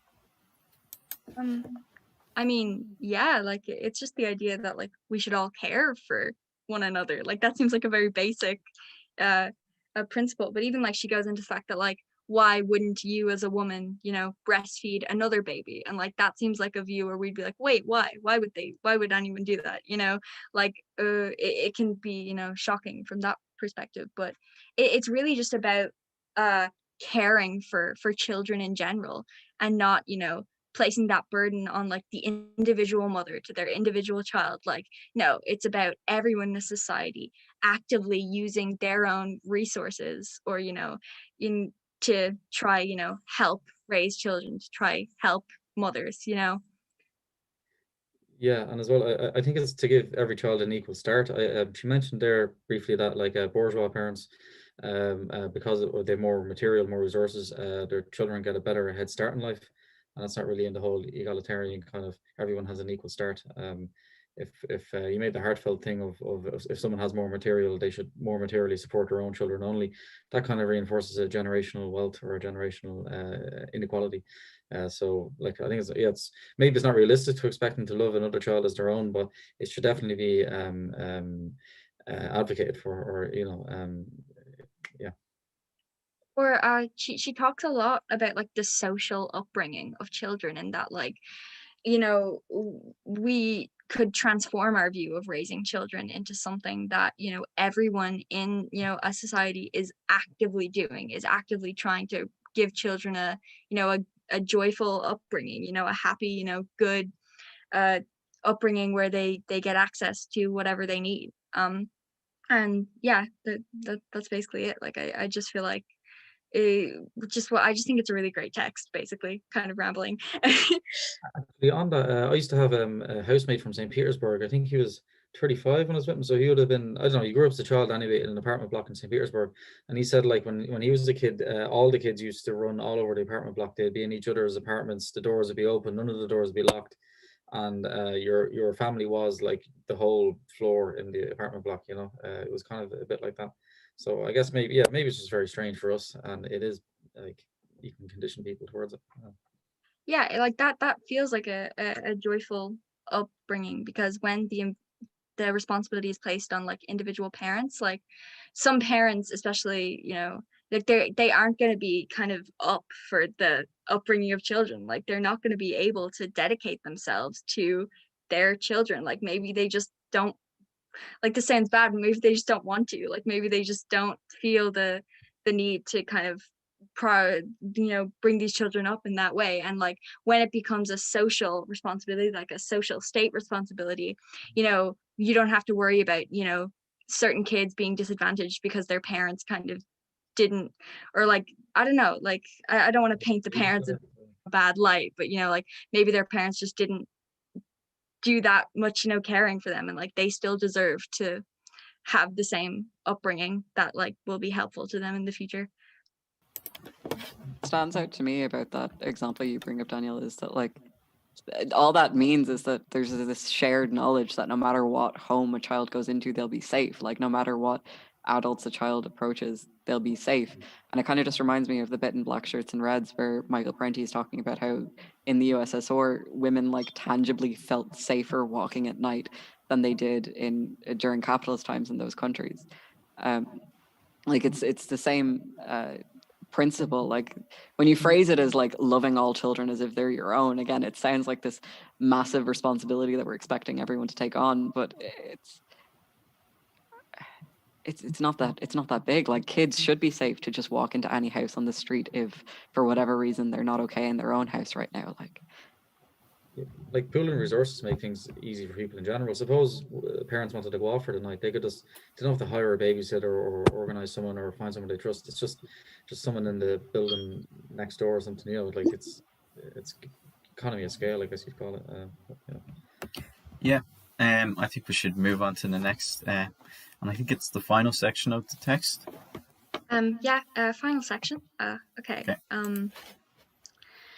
In order to protect women as the reproducer of the race, the Labour Republic has created maternity homes and has tried to open them wherever they are particularly needed. In 1921, we had 135 such homes. These homes not only provide a refuge for the single woman in this most serious period of her life, but allowed the married woman to get away from home and family and the petty cares of the domestic round and devote all her attentions to regaining strength after the birth and to looking after her child in the first, most important weeks. Later on, the mother is not essential to the child, but in the first weeks there is still, as it were, a psychological tie between mother and child. And during this period, the separation of mother and child is not advisable. You know yourselves, comrades, how willingly working women and even the wives of important functionaries take advantage of the maternity homes, where they find loving attention and peace. We do not have to use agitational methods to persuade women to use the maternity homes. Our problem is that the material resources of Russia are so limited. We are poor, and this makes it difficult for us to extend our network to cover the entire area of labor Russia, such as with such aid stations for working women and peasant women. There are, unfortunately, still no maternity homes at all in the rural regions, and in general, we have done least of all to help the peasant mothers. In fact, all we have done for them is organize summer creches. This makes it easier for the peasant mother to work in the fields without her baby suffering in any way. In the course of 1921, 689 such creches provided for 32,180 children were opened. For mothers working in the factories and offices, creches have been set up at factories and institutions, and also at a district and town level. I do not have to emphasize the great significance of these creches for mothers. The trouble is that we do not have enough of them, and we cannot satisfy even a tenth of the demand for such aid centers. The network of social education organizations which relieves mothers of the hard work involved in caring for children includes, apart from the creches and the children's homes which cater for orphans and foundlings upon the age of 3, kindergartens for the 3 to 7-year-olds, children's hearts for children of school age, children's clubs, and finally children's house communes and children's work colonies. The social educational system also includes free meals for children of preschool and of school age. Vera Velishkina Bonch Breivik, a revolutionary to the end of her life, fought very hard for this measure, the introduction of which has, as you know, helped us a great deal in the hard years of civil war, and has saved many children of the proletariat from emaciation and death from starvation. The concern of the state for children is also manifest in the provision of free milk, special food rations for the young, and clothes and footwear for children in need. All these projects are far from having been realized in full. In practice, we have covered only a narrow section of the population. However, we have so far failed to relieve the couple from all the difficulties of bringing up children, and not because we have taken the wrong course, but because our poverty prevents us from fulfilling all that Soviet power has planned. The general direction of the policy on maternity is correct, but our lack of resources hinders us. So far, experiments have only been carried out at a fairly modest level. Even so, they've given results and have revolutionized family life, introducing fundamental changes in the relationships between the sexes. This is a question we will discuss in the following talk. The task of Soviet power is thus to provide conditions for the woman where her labor will not be spent on non-productive work about the home and looking after children, but on the creation of new wealth for the state, for the labor collective. At the same time, it is important to preserve not only the interests of the woman, but also the life of the child. And this is to be done by giving the woman the opportunity to combine labor and maternity. Soviet power tries to create a situation where a woman does not have to cling to a man as she has grown to loathe, only because she has nowhere else to go with her children, and where a woman alone does not have to fear for her life and the life of her child. In the Labour Republic, it is not the philanthropists with their humiliating charity, but the workers and parents, fellow creators of the new society, who hasten to help the working woman and strive to lighten the burden of motherhood. The woman who bears the trials and tribulations of reconstructing the economy on an equal footing with the man, and who participated in the Civil War, has a right to demand that in the most important hour of her life, at the moment where she presents society with a new member, the Labour Republic, the collective, shouldn't take upon itself the job of caring for the future of the new citizen. Russia now has 524 protection of motherhood and social education sections. This is nevertheless insufficient. The transitional nature of the dictatorship places women in a particularly difficult situation. The old is destroyed, but the new has not yet been created. The party in Soviet power must, during this period, pay increasing attention to the problem of maternity and the methods of solving it. If correct, answers are found to these questions, not only women, but also the national economy will gain. I would like to say a few words about a question which is closely connected with the problem of maternity, the question of abortion, and Soviet Russia's attitude to it. On 20th of November 1920, the Labour Republic issued a law abolishing the penalties that had been attached to abortion. What is the reasoning of this new attitude? Russia, after all, suffers not from an overproduction of living labour, but rather a lack of it. Russia is thinly, not densely populated. Every unit of labor power is precious. Why then have we declared abortion to be no longer a criminal offense? Hypocrisy and bigotry are alien to proletarian politics. Abortion is a problem connected with the problem of maternity, and likewise derives from the insecure position of women. We are not speaking here of the bourgeois class, where abortion has other reasons, and the reluctance to divide an inheritance, to suffer the slightest discomfort, to spoil one's figure, to miss a few months of the season, etc. Abortion exists and flourishes everywhere, and no laws or punitive measures have succeeded in rooting it out. A way around the law is always found, but secret help only cripples women. They become a burden on the labor government, and the size of the labor force is reduced. Abortion, when carried out under proper medical conditions, is less harmful and dangerous, and the woman can get back to work quicker. Soviet power realizes that the need for abortion will only disappear on the one hand when Russia has a broad and developed network of institutions protecting motherhood and providing social education. And on the other hand, when women understand that childbirth is a social obligation, Soviet power has therefore allowed abortion to be performed openly and in clinical conditions. Besides the large-scale development of the motherhood protection, the task of Labor Russia is to strengthen in women the healthy instinct of motherhood, to make motherhood and labor for the collective compatible, and thus do away with the need for abortion. This is the approach of the Labour Republic to the question of abortion, which still faces women in bourgeois countries in all its magnitude. In these countries, women are exhausted by the dual burden of hired labor for capital and motherhood. In Soviet Russia, the working woman and peasant woman are helping the Communist Party to build a new society and to undermine the old way of life that has enslaved women.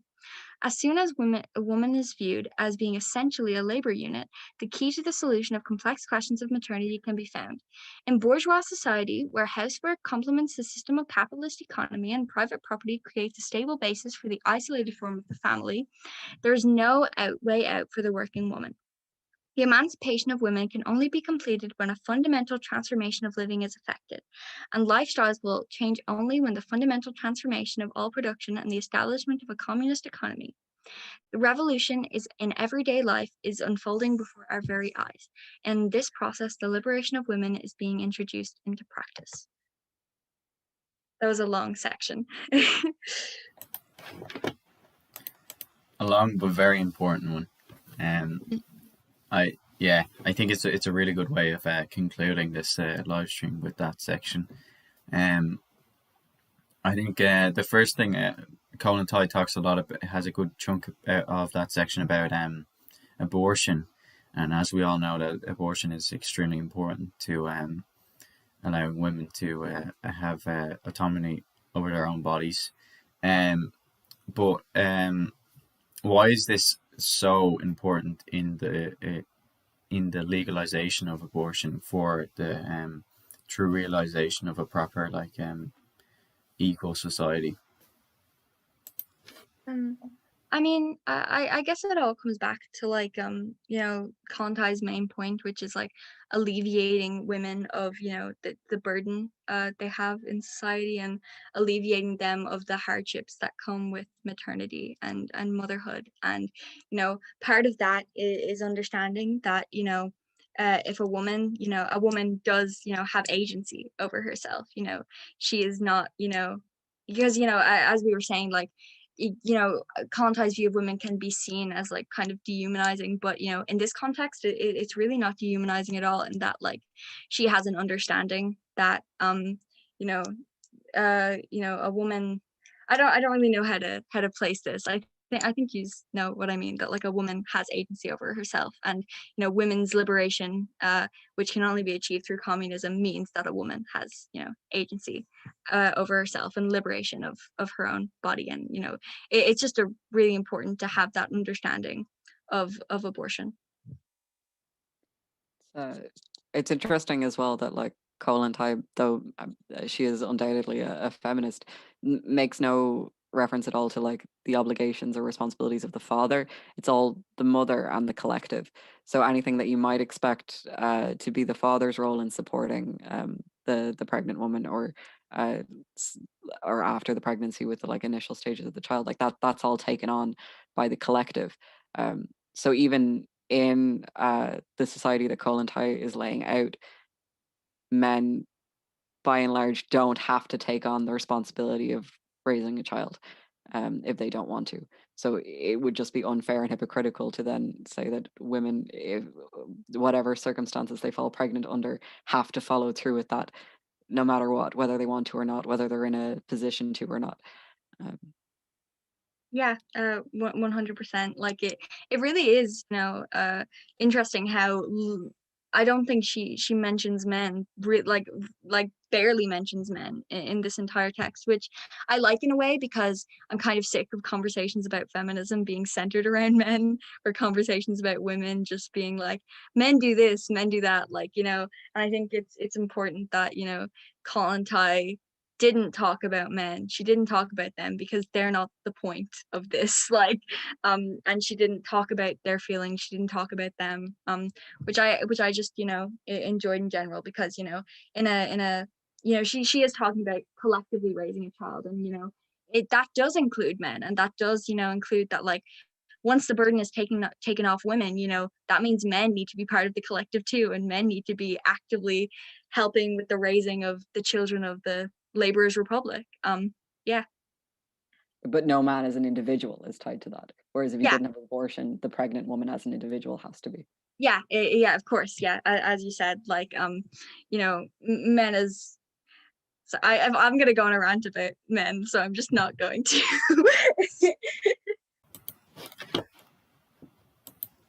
Listen, it's all right. It's always okay to go on rants about men,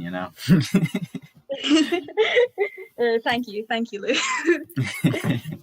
Anyway, we'll go on to the next question. This will be my final one. So, what lessons can we take from this text and from Kollontai, what she spoke about here? What can we hope to achieve in a socialist society, I guess? I mean, I think a big thing is just dismantling the patriarchal view that motherhood and raising a child is a woman's responsibility, and it's not a woman's responsibility. It's the responsibility of everybody. It's the responsibility of everybody contributing and trying to raise children, and trying to kind of everyone takes the responsibility of motherhood rather than the individual mother. And I just think I think like the language she uses to express that, and the very analytical way she talks about motherhood rather than kind of getting into the touchy-feely sides of it, is really important, and it can be a great lesson for all communists to look at it, and it's something that all communists need to be able to understand and take in. Yeah, I think it's also important to that, like, in a socialist society, if half of your population is still enslaved under patriarchy, are you really socialist? Like, because that's not liberation. So I think that's another thing that I guess Kollontai is trying to get at through there, is that there's active efforts to liberate women. Yeah, like women's liberation doesn't just come about because of a socialist society. It comes about because the socialist society means that you can make the active efforts to make women be finally like liberated from patriarchy and capitalism. Like it's not a question of like, oh, we have socialism now, we're done. You know, it's a question of actively contributing to the emancipation of women. I And think also on kind a of talk about, sorry, go ahead, Todd. thanks. On sort of a smaller scale, in terms of like what we can take from this when we're actually organizing and doing things ourselves, is that it's the responsibility of all of us, like in the CYM as communists, like we should be mirroring the society that we want to create, right? So that means we have to keep in mind that if any of our members or people who are involved with us are pregnant or are like caring for a young child, like we have to make accommodations for that, whether it's like being cool with them bringing their child along to meetings, or making sure that there's someone looking after like kids in like a quiet part of a protest or something like that. You know, these are real practical questions that have to be answered, because you know, people have kids, people get pregnant, and that shouldn't mean that they can't be involved with political organizing now, not just under socialism. Like they have to be able to be politically active now. Um, yeah, it's the big one for me anyway. Definitely, yeah. We need to start practicing those ideals. Yeah, not when we get there, but on the way there too. As well, though, I think it speaks of a kind of a nicer society where children aren't the burden of their mother. It's kind of all of society takes part in. It kind of breeds a more camaraderie. Like, you know, it'll make more friendly. Like it sounds like a nicer world to live in if everyone in your apartment block or in your neighborhood, if everybody's looking after each other, and it's kind of it tends to the communist ideal, and at the same time dismantling the patriarchy. So it's, you know, it's a win-win, really. Yeah, I think Kollontai in her other texts as well really goes into that kind of relationship with other people and the camaraderie relationship, and that's something that like she very much has harped on about and has made like a really important thing, is that the socialist individual is not an individual as in the capitalist sense, but they're a new kind of individual, a comradely one who has comradely relationships with everyone else. Yeah, definitely. And just like off of like Todd's point there about like letting, you know, pregnant women or women with like children, like bring those children to like meetings or whatever. Like there's a huge problem with like children and like motherhood being seen as like kind of unprofessional, I guess. So that like women aren't, you know, it's kind of shamed if a woman brings her child to like a meeting or whatever, like in, especially in her job, you know. And like that's just a big show of like the burden of motherhood, and that like, you know, women are expected to raise their children but then aren't expected to let that conflate with their, you know, working life, and they're supposed to balance both, you know, and have this kind of dual responsibility, which is just unfair. Like as you know, Luke was saying earlier, like or not Luke, I think it was someone was saying that like the father isn't expected really to do anything on that front, and you know, it's about taking away that dual responsibility and making it, you know, the least kind of hard, the least, you know, the least painful experience possible for the women involved. Definitely. Unless You're muted. Luke. Muted. sorry, unless anyone else has any other things to say about the text, I say we can start to wrap up there. No? Yeah. Okay. Oh, That's- wait, just one quick disclaimer, because we've been saying men and women a lot. We aren't TERFs. We know that it's not just women who can get pregnant, and that not all women can get pregnant. Trans people. we are very much pro trans people. We promise. that can be the one thing that's like you have to brace yourself for when you read texts from like the 20s, because it's such, you know, binary language, you know, gender wise. But obviously this text does like directly refer to motherhood and maternity and that particular responsibility. But like, no, we are not TERFs. We trans women are welcome here. You guys are women. Anyway, so just on the last kind of concluding statements on that, I'd like to thank everyone who took part in this. everyone here who's in this little Zoom meeting with me. You are all brilliant for coming along. It's been like 3 hours and 20 minutes now, so it's been a tough one. I'd like to thank everyone who watched along. We love the support. It's brilliant, and everyone who donated and shared the GoFundMe, thank you very much.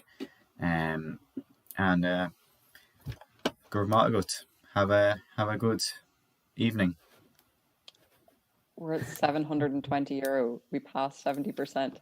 Well, somewhere to get the rest, so we'll get there. That's Brilliant. brilliant. Thank Anyway. you, comrades. See you all then. Organized.